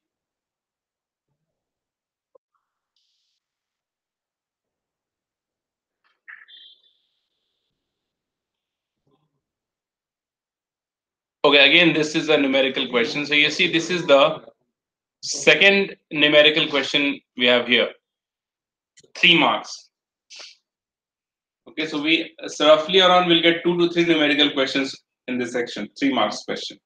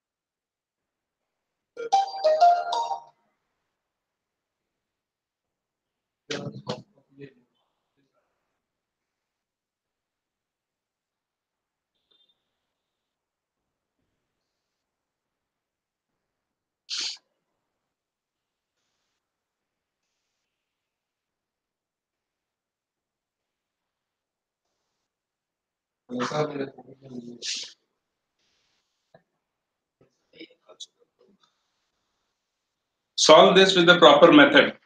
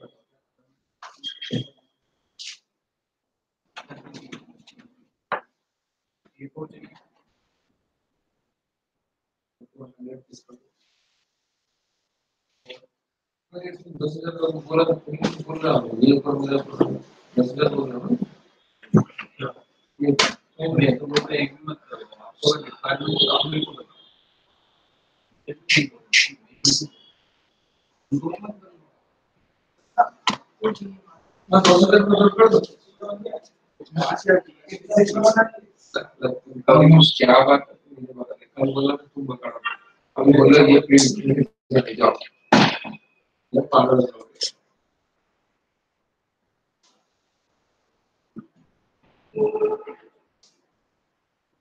96 minutes you are getting, right?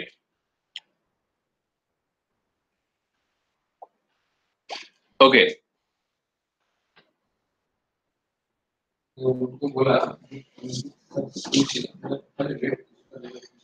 The answer for this question, which is given here, is 96.96 minute.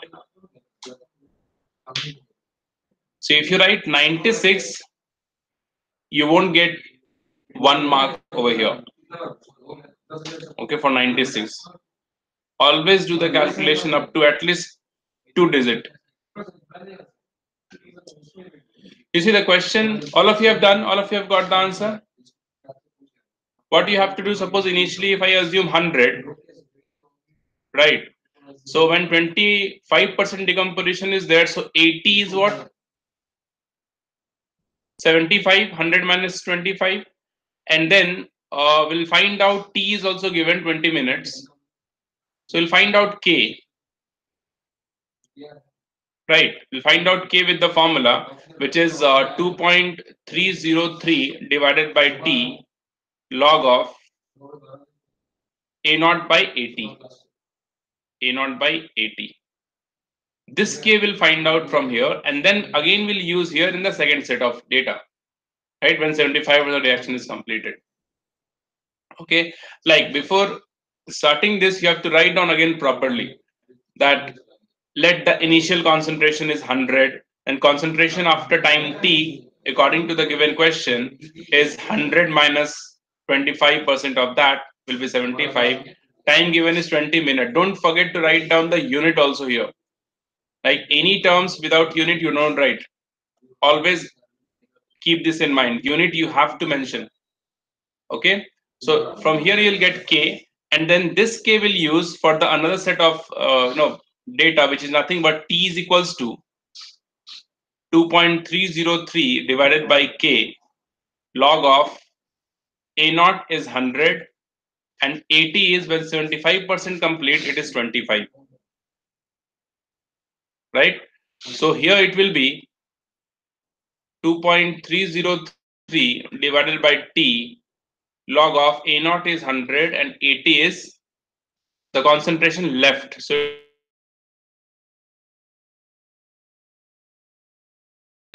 K will substitute in the form of this,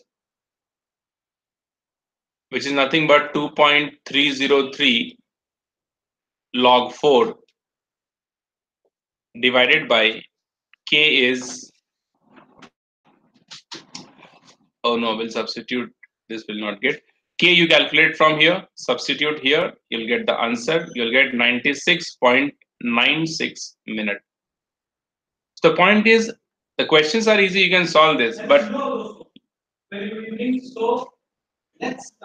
so you should have this habit to write down the expression first, then the formula use. You should write down, since the reaction is given, it is a first order kinetics. So the expression of K and T is this, and then you have to put the data and solve the question.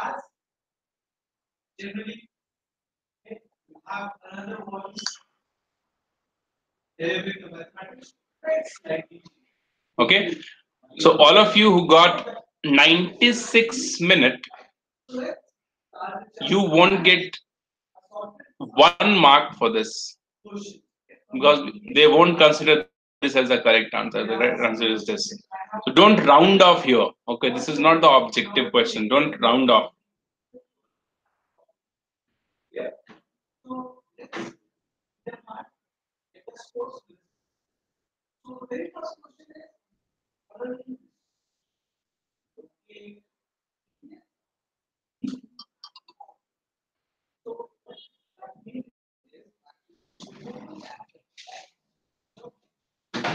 Do this one.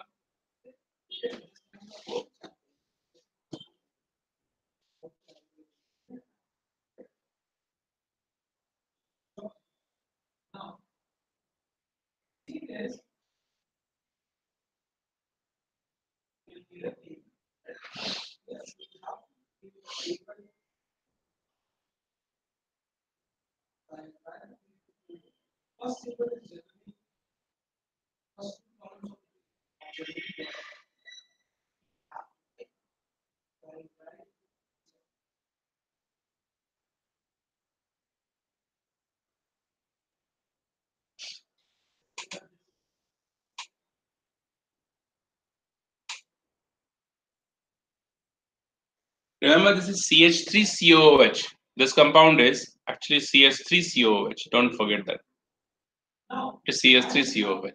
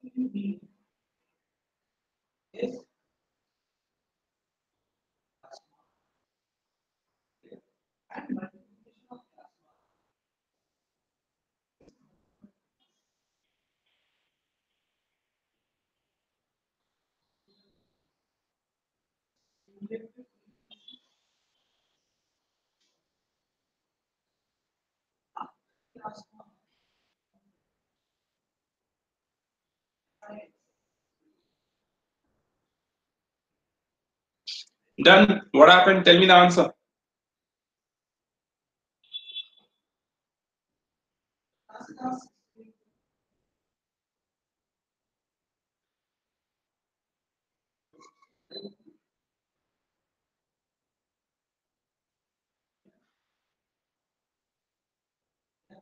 What happened, guys?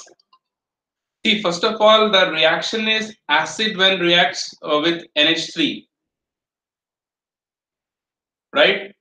The reaction of ammonia it is. So what happens in this? As I have already told you that in ammonia, all this NH bond are polar in nature, correct? So those H can react with any acid as H plus and forms H2O, correct?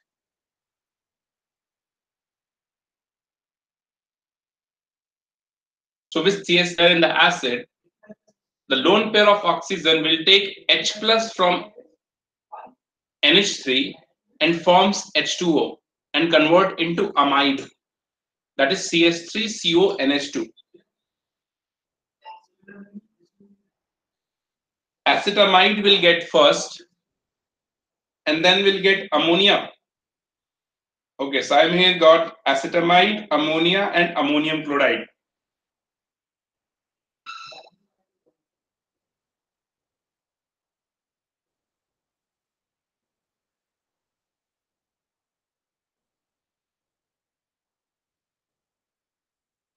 See, the first one, the product A would be H2O goes out and it would be CH3CONH2. Correct? Plus H2O will get the another one. The second product, when this is allowed to react with Br2KOH. So this is the preparation method of 1 degree amine. Correct? 1 degree amine, and it converts into CH3NH2. Right? we have done the mechanism also in the class. If you remember, carbene forms and this will rearrange itself and onto this nitrogen atom and it forms CH3NH2 and this CO groups goes out.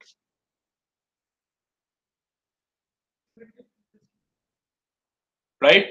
So this is B, and when this is allowed to react with CHCl3 with alcoholic KOH, chloroform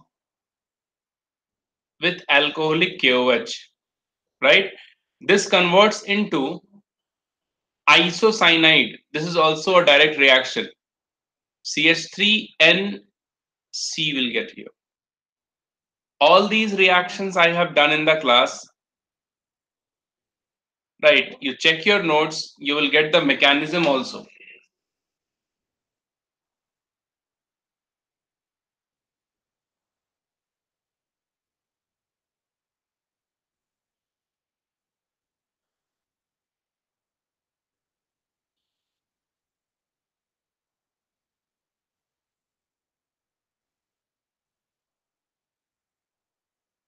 Right? Yeah, it's Hoffman bromination.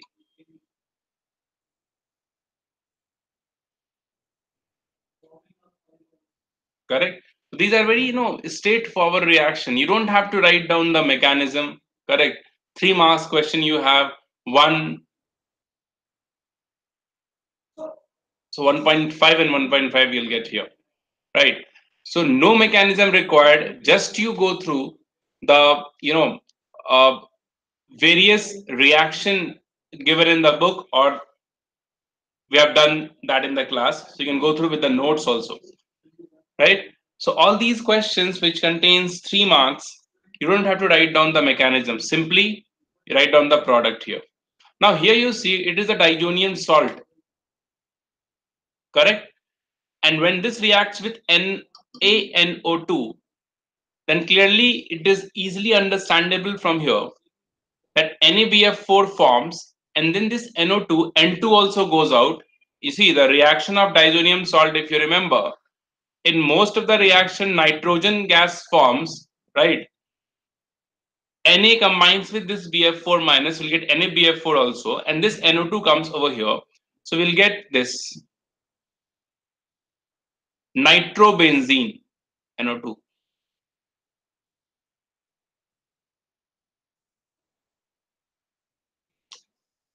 No, it's not chlorobenzene. We'll get first nitrobenzene, and then when this is allowed to react with FeHCl, reduction takes place here. And this nitrobenzene converts into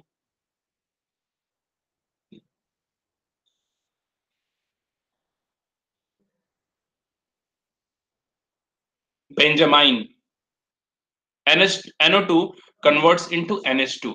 Now the last thing here, this when it is react with CH3 C double bond OCl, again the same thing in pyridine solvent.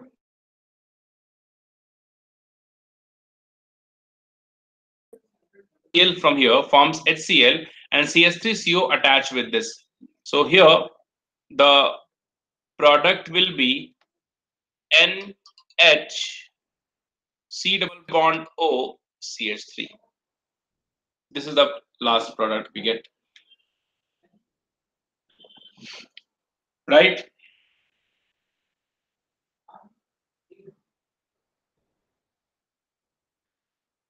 Guys, all these are very direct reaction. You must revise all these.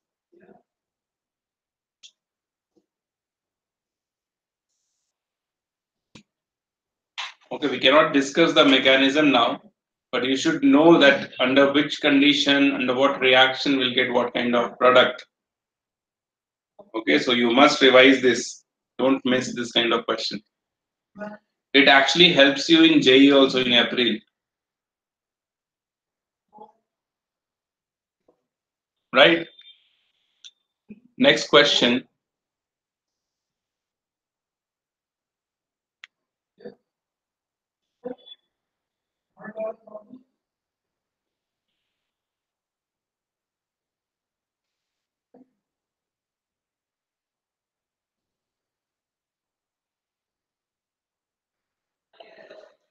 This one.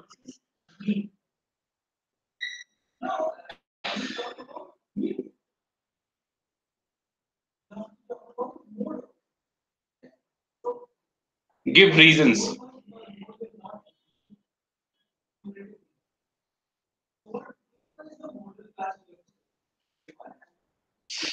Red phosphorus is less reactive than white.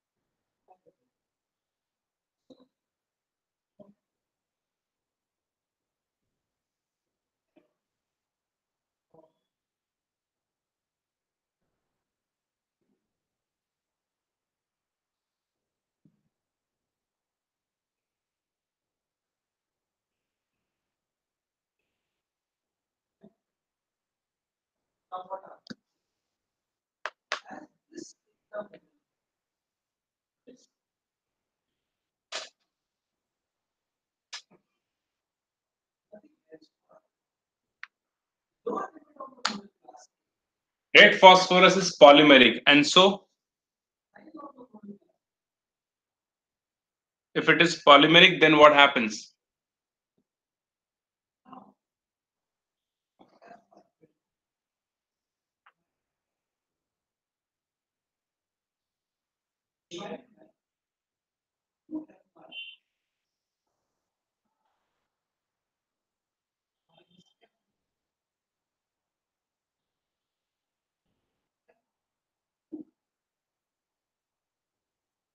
It's intermolecular force. It forms dimer.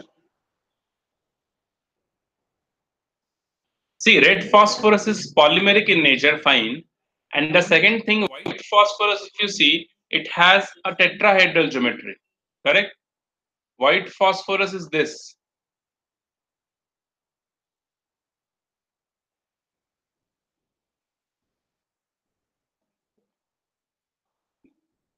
So because of this tetrahedral structure, we have more angle strain here.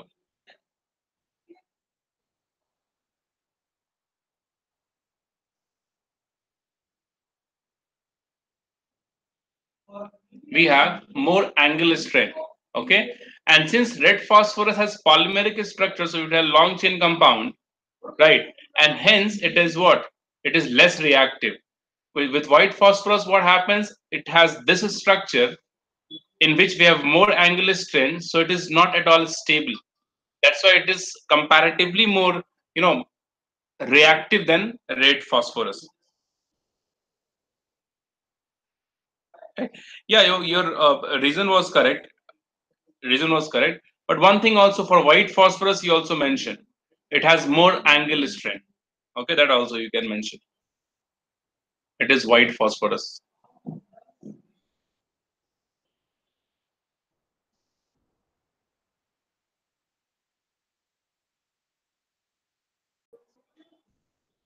B.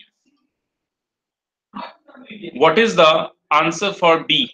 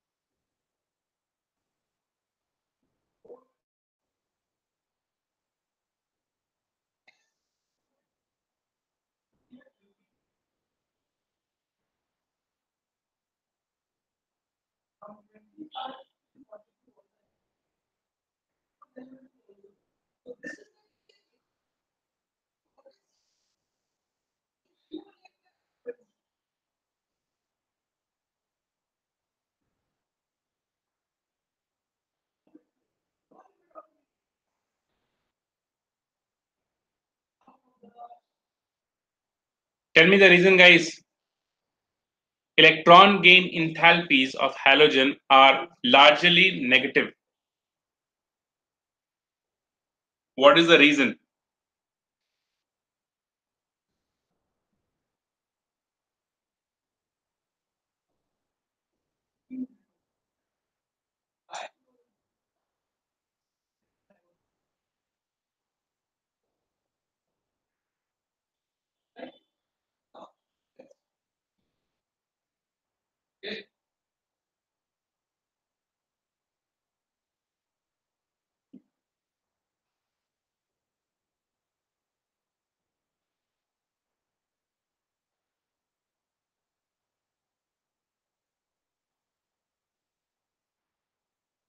Yes, they are electronegative. They can easily accept electrons to gain noble gas configuration. Yeah. So that's the reason. Electron gain enthalpies of halogen are largely negative since they have very high affinity of electron to gain noble gas configuration. Right. Reason is correct. Tell me, C, N2O5 is more acidic than N2O3.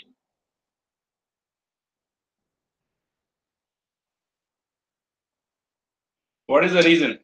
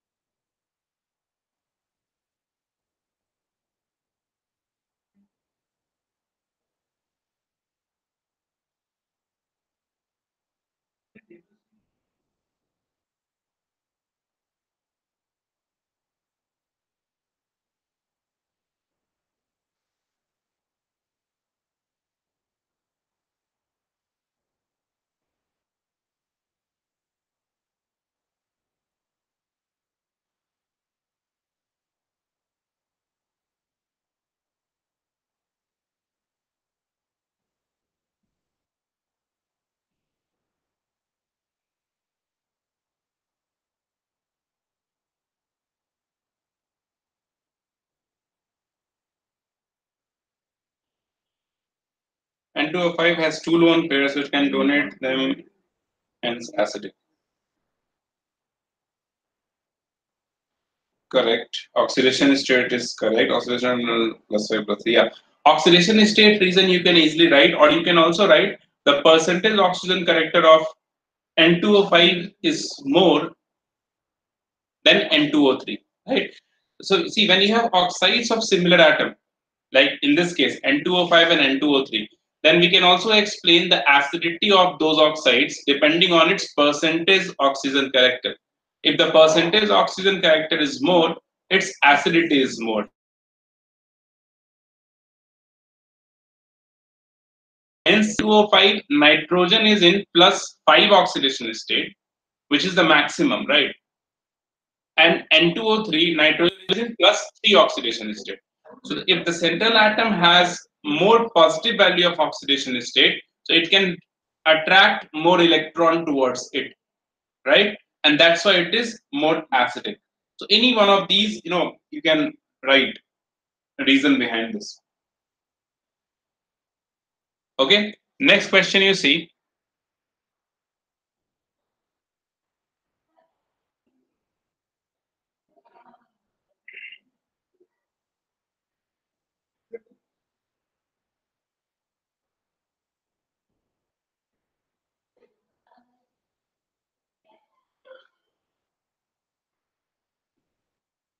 Three marks question. Acetylation of aniline reduces its activation effect.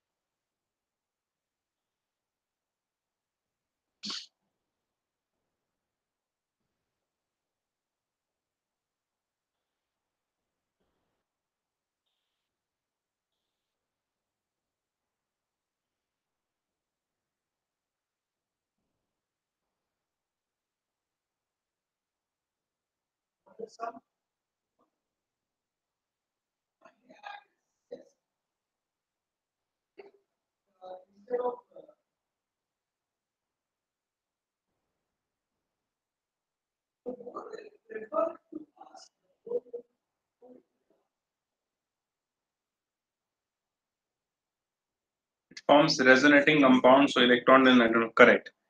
The lone pair of nitrogen is involved in the reaction, right?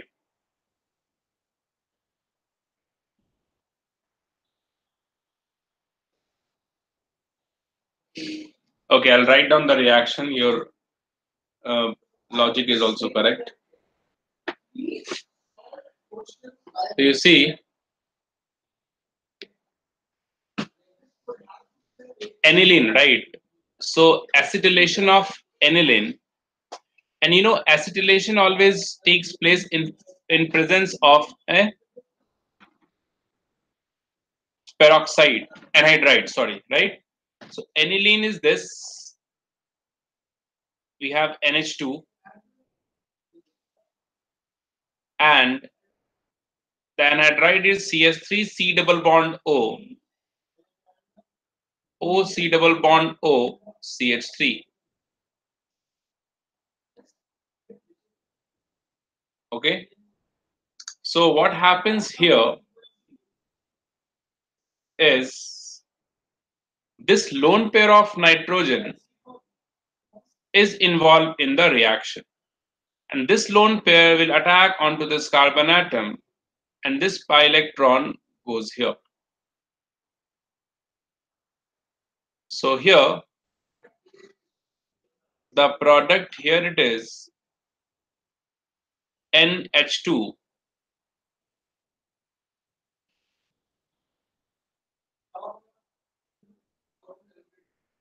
CH3. Then we have O C double bond O CH3, and this NH2 will have the positive charge. So this, since this lone pair is involved, hence it gets deactivated. Right? Reason is what? Due to resonance. You see, it is there in resonance. Now what happens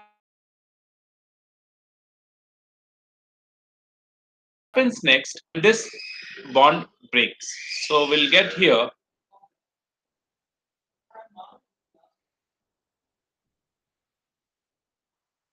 we have NH2 C CH3,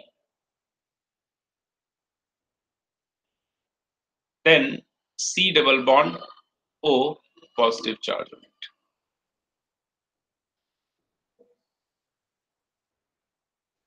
Right? And this molecule will come out as CH3COO minus. Now finally what happens, I'll just write down here only so that you'll understand.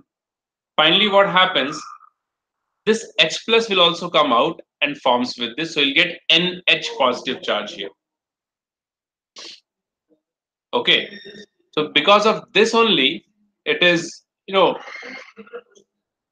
its activity decreases, or we can say the activation effect decreases. Okay, now coming back to the next question, CS3N2 NH2 is more basic than this. Rather, the reason behind this is what? Here the lone pair is available But here the lone pair is involved in resonance, so it is not available. So that's why this is more basic. NH2, although ortho-para-directing group, yet aniline on nitration gives a significant amount of meta-nitroaniline.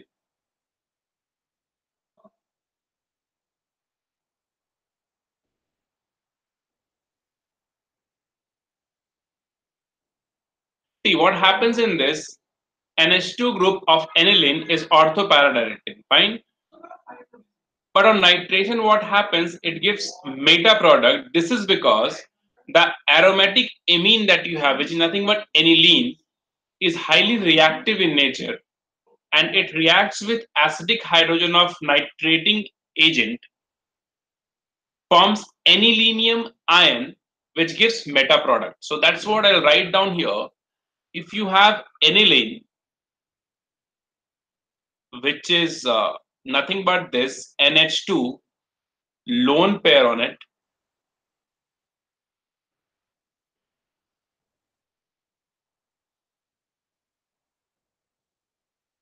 on nitration. So we know nitration we always do in acidic medium, so H plus.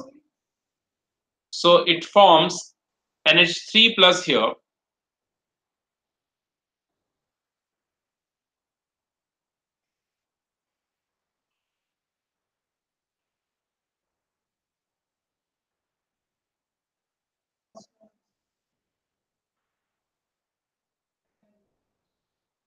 right? So this becomes NH3 positive charge. Now because of this ion only, when NO2 plus reacts, it finally gives meta directing product, which is nothing but NO2 here, and NH2 H plus will come out eventually. Okay, so we'll get a meta directing product.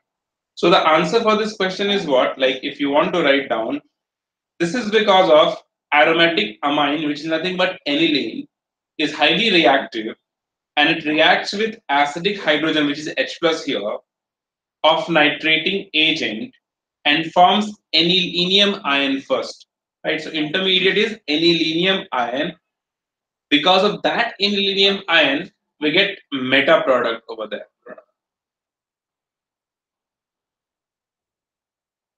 Okay.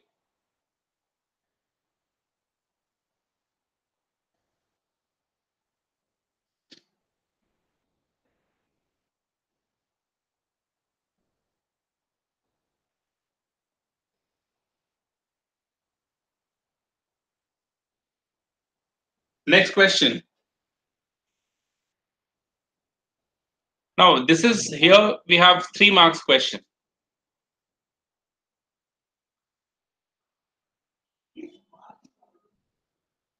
Now you do this one.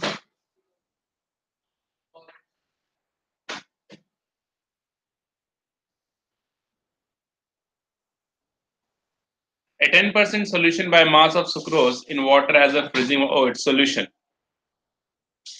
Right. So first question, 25th. It is a 5 marks question. Take care of, right? 5 mark question. They will mention here marks we have with one option also.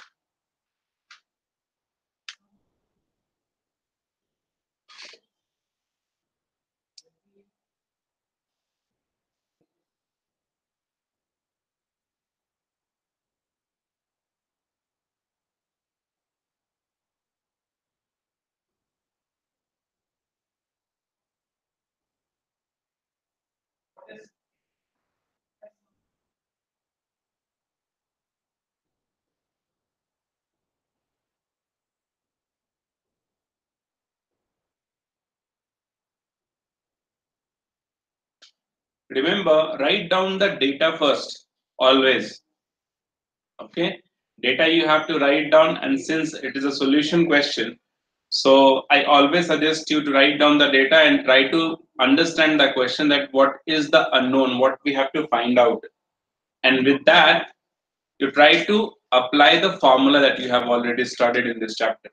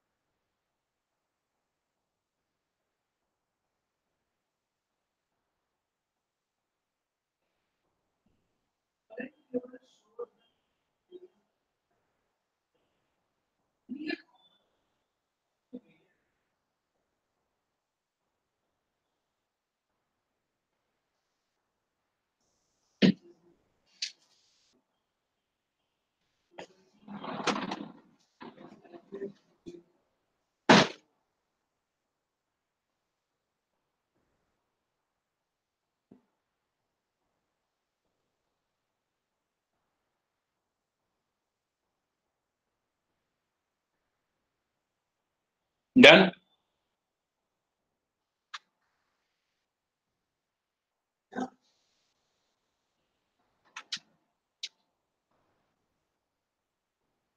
It's KF, not KB. Guys, this KF is for solvent. Okay, it is given, no? Goes in water. See, Purvik, first of all, it is KF, not KB. And whatever it is, KF or KB, it is defined for solvent, not for solute. You understand? And solvent is water.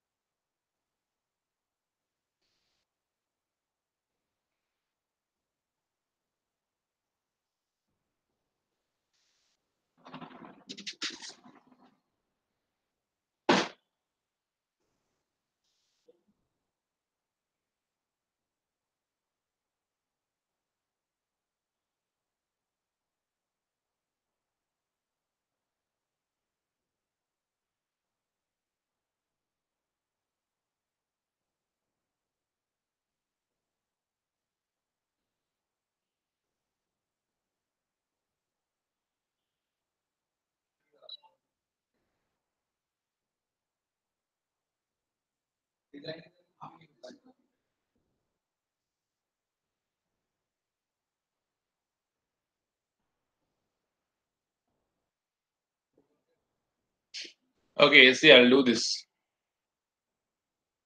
First of all, you see 10% solution by mass of sucrose in water has a freezing point this.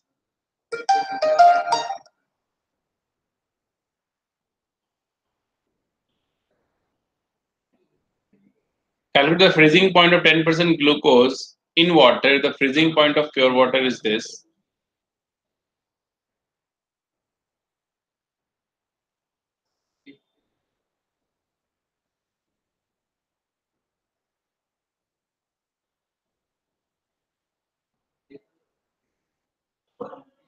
So you see, first of all, the freezing point of pure water is given. And when you add sucrose into this water, its freezing point decreases to 269 it here. But you have to write down the data, like it's data given. Write down all the data. Okay. I'm solving this question directly. The decrease in freezing point delta TF is equals to, it is the delta T of solvent, which is water here, minus the delta T of solution, right? And what is solution here? 269.15 when you add sucrose into this. So that difference will be, if you difference these two, that will be 4, right? So delta TF is 4. And we know delta TF is equals to I, Vent of factor, into Kf into M, where M is the molality. M is the molality. I, since these are non-electrolyte, whether it is sucrose or glucose, so I is always 1 for non-electrolyte. Okay, so if you use the expression here, the delta TF is 4, KF you let it be, molality is given 10% solution by mass of sucrose. Okay, if you take 100 gram of sample, right, then the mass of sucrose will be what? 10 gram, and that of solvent is 90 gram. This is sucrose and this is solvent. So that will be, molality is what? The number of moles of solute. So 10 gram divided by the molar mass of sucrose is 342 given. It is the number of moles divided by mass of solvent is 90 gram. So that must be multiplied by 1000. This is the molality. This expression is the molality. Right. So when you solve this, you will get Kf. And that Kf is 12.30 unit whatever it is, you just write it down. Now the thing is, calculate the freezing point of 10% is freezing point of glucose we have to find out. Since Kf value is not there, so we'll first find out the Kf value that we have done already. Now the freezing point of glucose will be what? The delta Tf again will write, this will be equals to Kf into M, right? Kf we have calculated 12.30 into molality will be 10 gram of glucose we are assuming divided by the molecular mass of glucose is 180. This gives you number of moles. This whole divided by the mass of solvent, which is nothing but 90 into 1000, right? So when you solve this, you'll get the value as 7.7. Okay, then the temperature of solution from this we can write down, that will be delta T of solvent, which is nothing but 273.15 minus 7.7, and when you do this calculation, the answer will be 265.545 Kelvin. This is the answer we get here.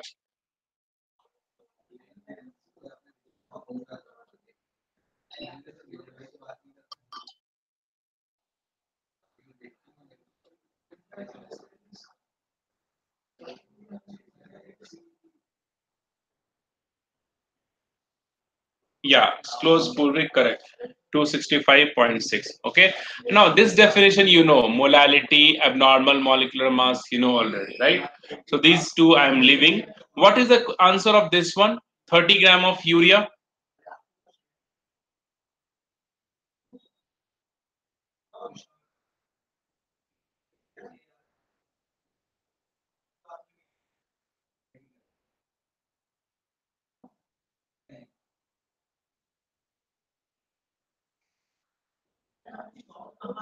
Here we use the expression, the formula I'll write down here. P naught of solvent minus the pressure of solution, this divided by P naught of solvent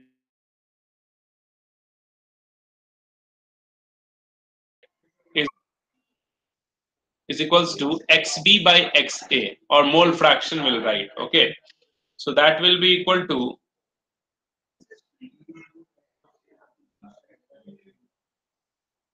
mole fraction. Okay, so I'll write down XB, the mole fraction of the solute. So this is the formula you have to use here. All other values are given. 23.55. Since you have got this, I'm not solving this. 23.55. This difference, ideal and non-ideal solution.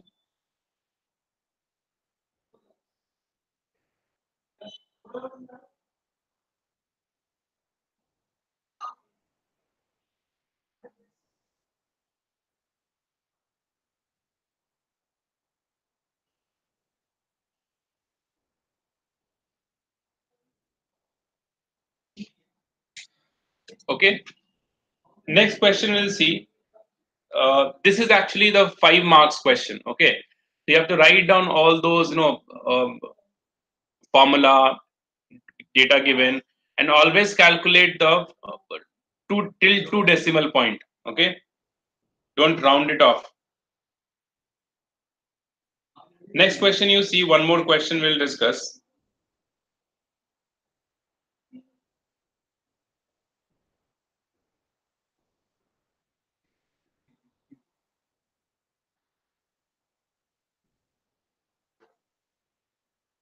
Yes, this one.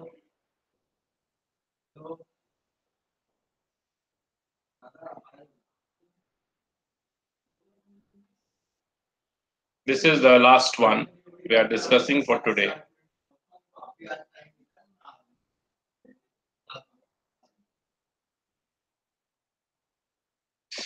This is also 5 marks question.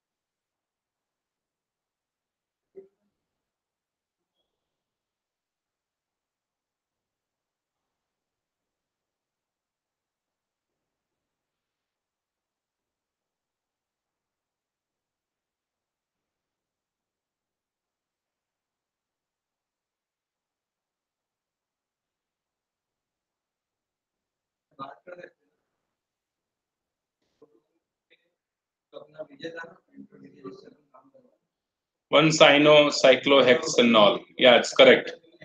CN and OH will be there on the ring.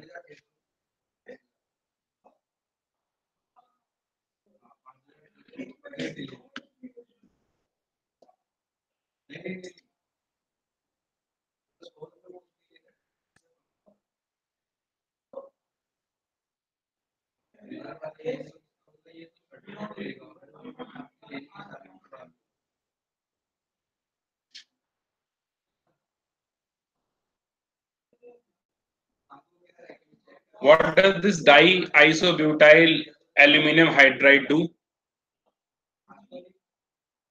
That converts CN into CHO. If you remember, we have done the mechanism also. DIBALH, diisobutyl aluminum hydride. This is a larger base.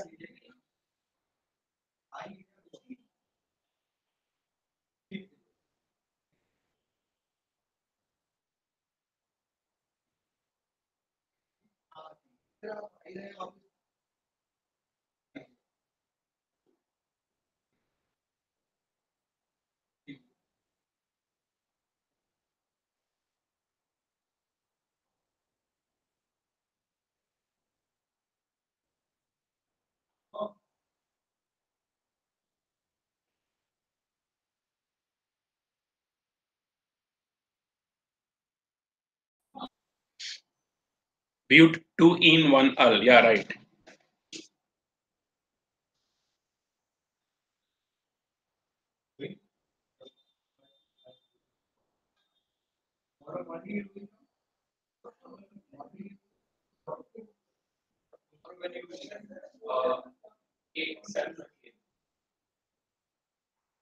So the product here you see we have OH and CN.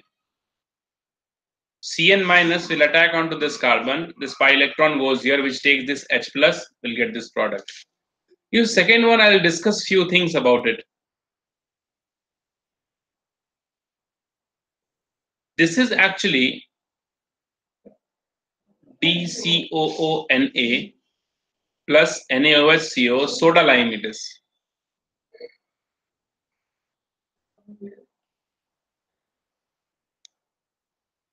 See, actually this reaction, you can write the same product when you have acid here, H, instead of Na if you have H here, right? This reaction we call it as decarboxylation reaction. Decarboxylation reaction. And in this reaction, we heat this acid or salt of this acid with soda lime. So what happens here, you see,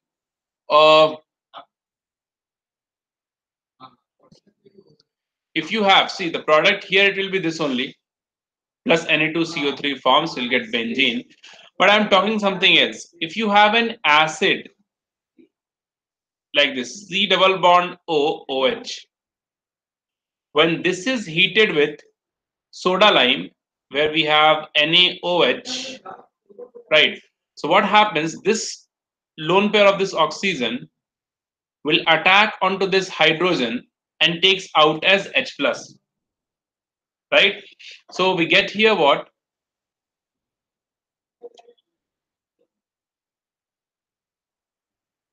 We get here carboxylic ion. And when you heat this carboxylic ion, it forms. So what happens, this lone pair comes over here and this is over here. So we'll get a negative charge here, negative charge plus CO2. Now this step is the RDS, rate determining step. And this reaction, yeah, that's what. And this reaction is actually, it forms by the formation of a carbon ion, negative charge. Okay, rate determining step forms a carbon ion here, right? Now this, what does this CaO does here? Do here, CaO. this CaO combines with this CO2 and forms CaCO3. This is what the purpose of using CaO we have here. This reaction, actually, what happens as soon as this CO2 forms, CaO combines with this and CO3, CaCO3 forms. So this reaction always goes into forward direction, right? You are removing this CO2 completely, continuously with the help of this CaO. Hence, this reaction goes into forward direction, right? Now, here what happens, the H plus from the H2O that you get here, you'll get here H2O also. So from that only, H plus comes out and attacks onto the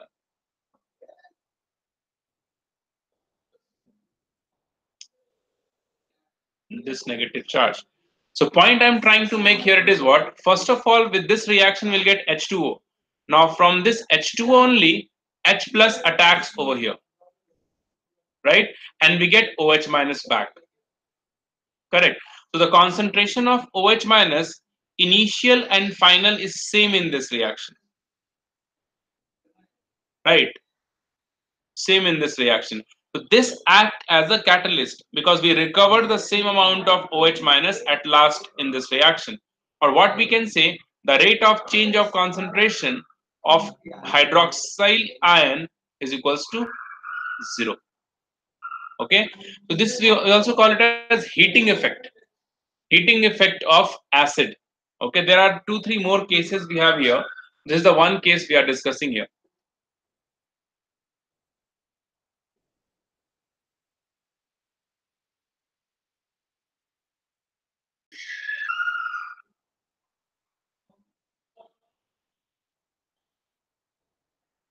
Is it clear?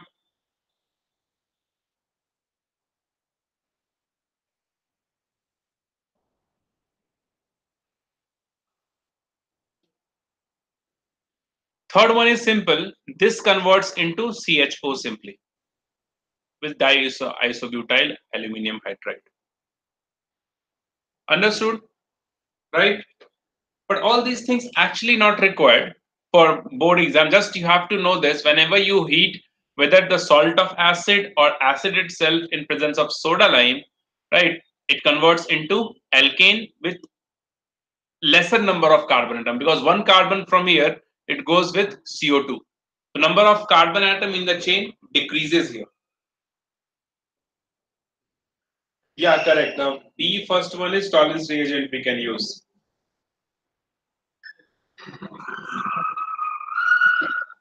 Benzoic acid and phenol. What we'll do for that?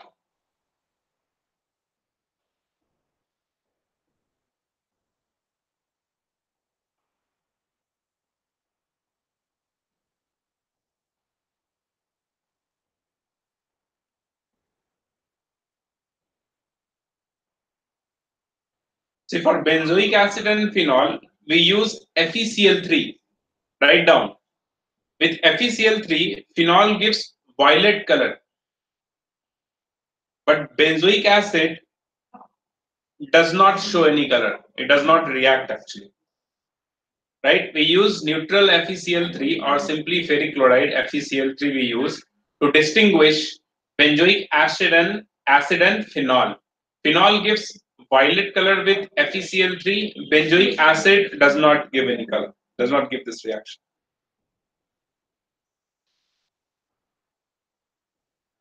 Right?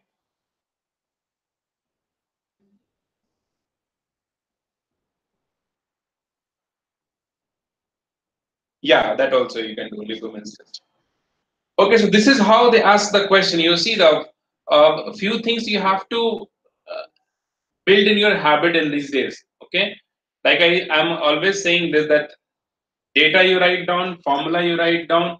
It's not like what you know. You have to write down everything related to the question asked in your answer sheet. Then only you'll get the answer. It is not like it is so obvious we don't need to write. So depending on the number of marks, the marks allotted to that question, you have to build your answer, right? And never forget to write down the unit, okay, and those things, right? Always calculate till the second point of the decimal, right? Don't approximate, don't round off the values. Okay, and one last thing, like I'll tell you here. Okay, that you see the type of question that they have asked in 1 mark, 2 mark, 3 mark, and then 5 marks question. One more thing, monomers in polymer chapter, monomers of all those uh, monomers given over there that you must memorize. Okay, for given a polymer, what is the monomer? Okay, that also they ask in 1 or 2 marks question. Okay, so analyze the type of question that they ask, and then you try to understand that in this particular question, what is the 1 mark question we can have, 2 mark question we can have, and then try to, especially when you have theoretical questions, try to write down. Don't think simply. Try to write down and build your answer. Like I have to write down these 2 lines first, and the third one is this. Like this, you have to go. Right. Always support your answers with examples. That is the most important part. Okay, so the best way for the preparation, I have given you, I think, fair bit of idea as far as chemistry is concerned. In physics also, the same thing. Units and all you have to take care of, and those numericals you have to do, right? So the best way is to solve the previous year, at least 5 year questions. You just go through and don't read it out. Theory question you write. You just go through and then you write on in your own words. That gives you um, a fair bit of idea how to write down the answers. Okay, so last 5 year question you must solve. You can do much better into that. Okay, do you have any module paper for board exam? It's there in the market, I guess. Did you buy?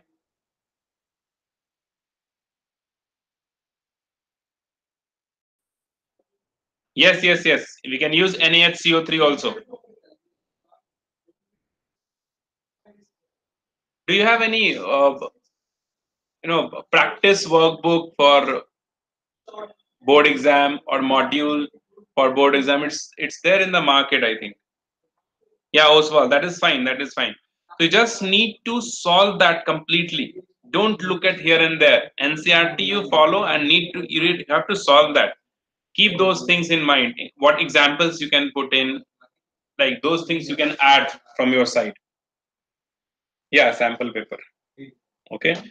So you have enough time. I think 15 days is enough. You can do it easily. Okay, so I'll wind up the class here only. Okay. Let's see next class. Next class, we can have the next class of what?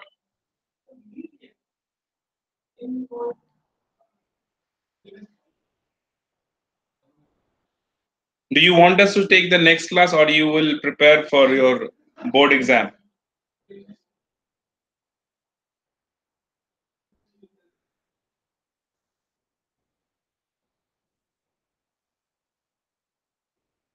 No, I think we don't take JE level now.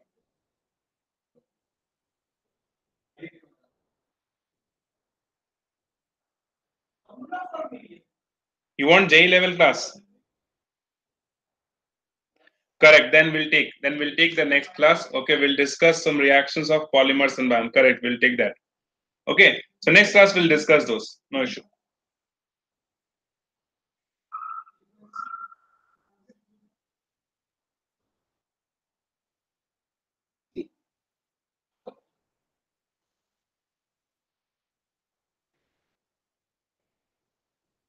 We'll discuss board level questions only of polymers and biomolecules. Yeah.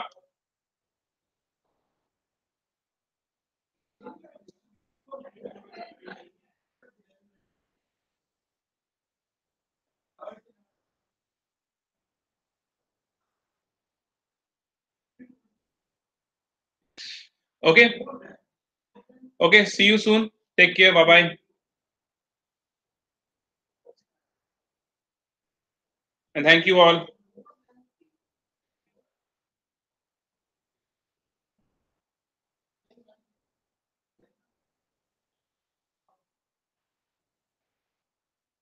Yeah, I'll do that. We'll do that. We'll see some more questions. Reasoning based question. We'll see that.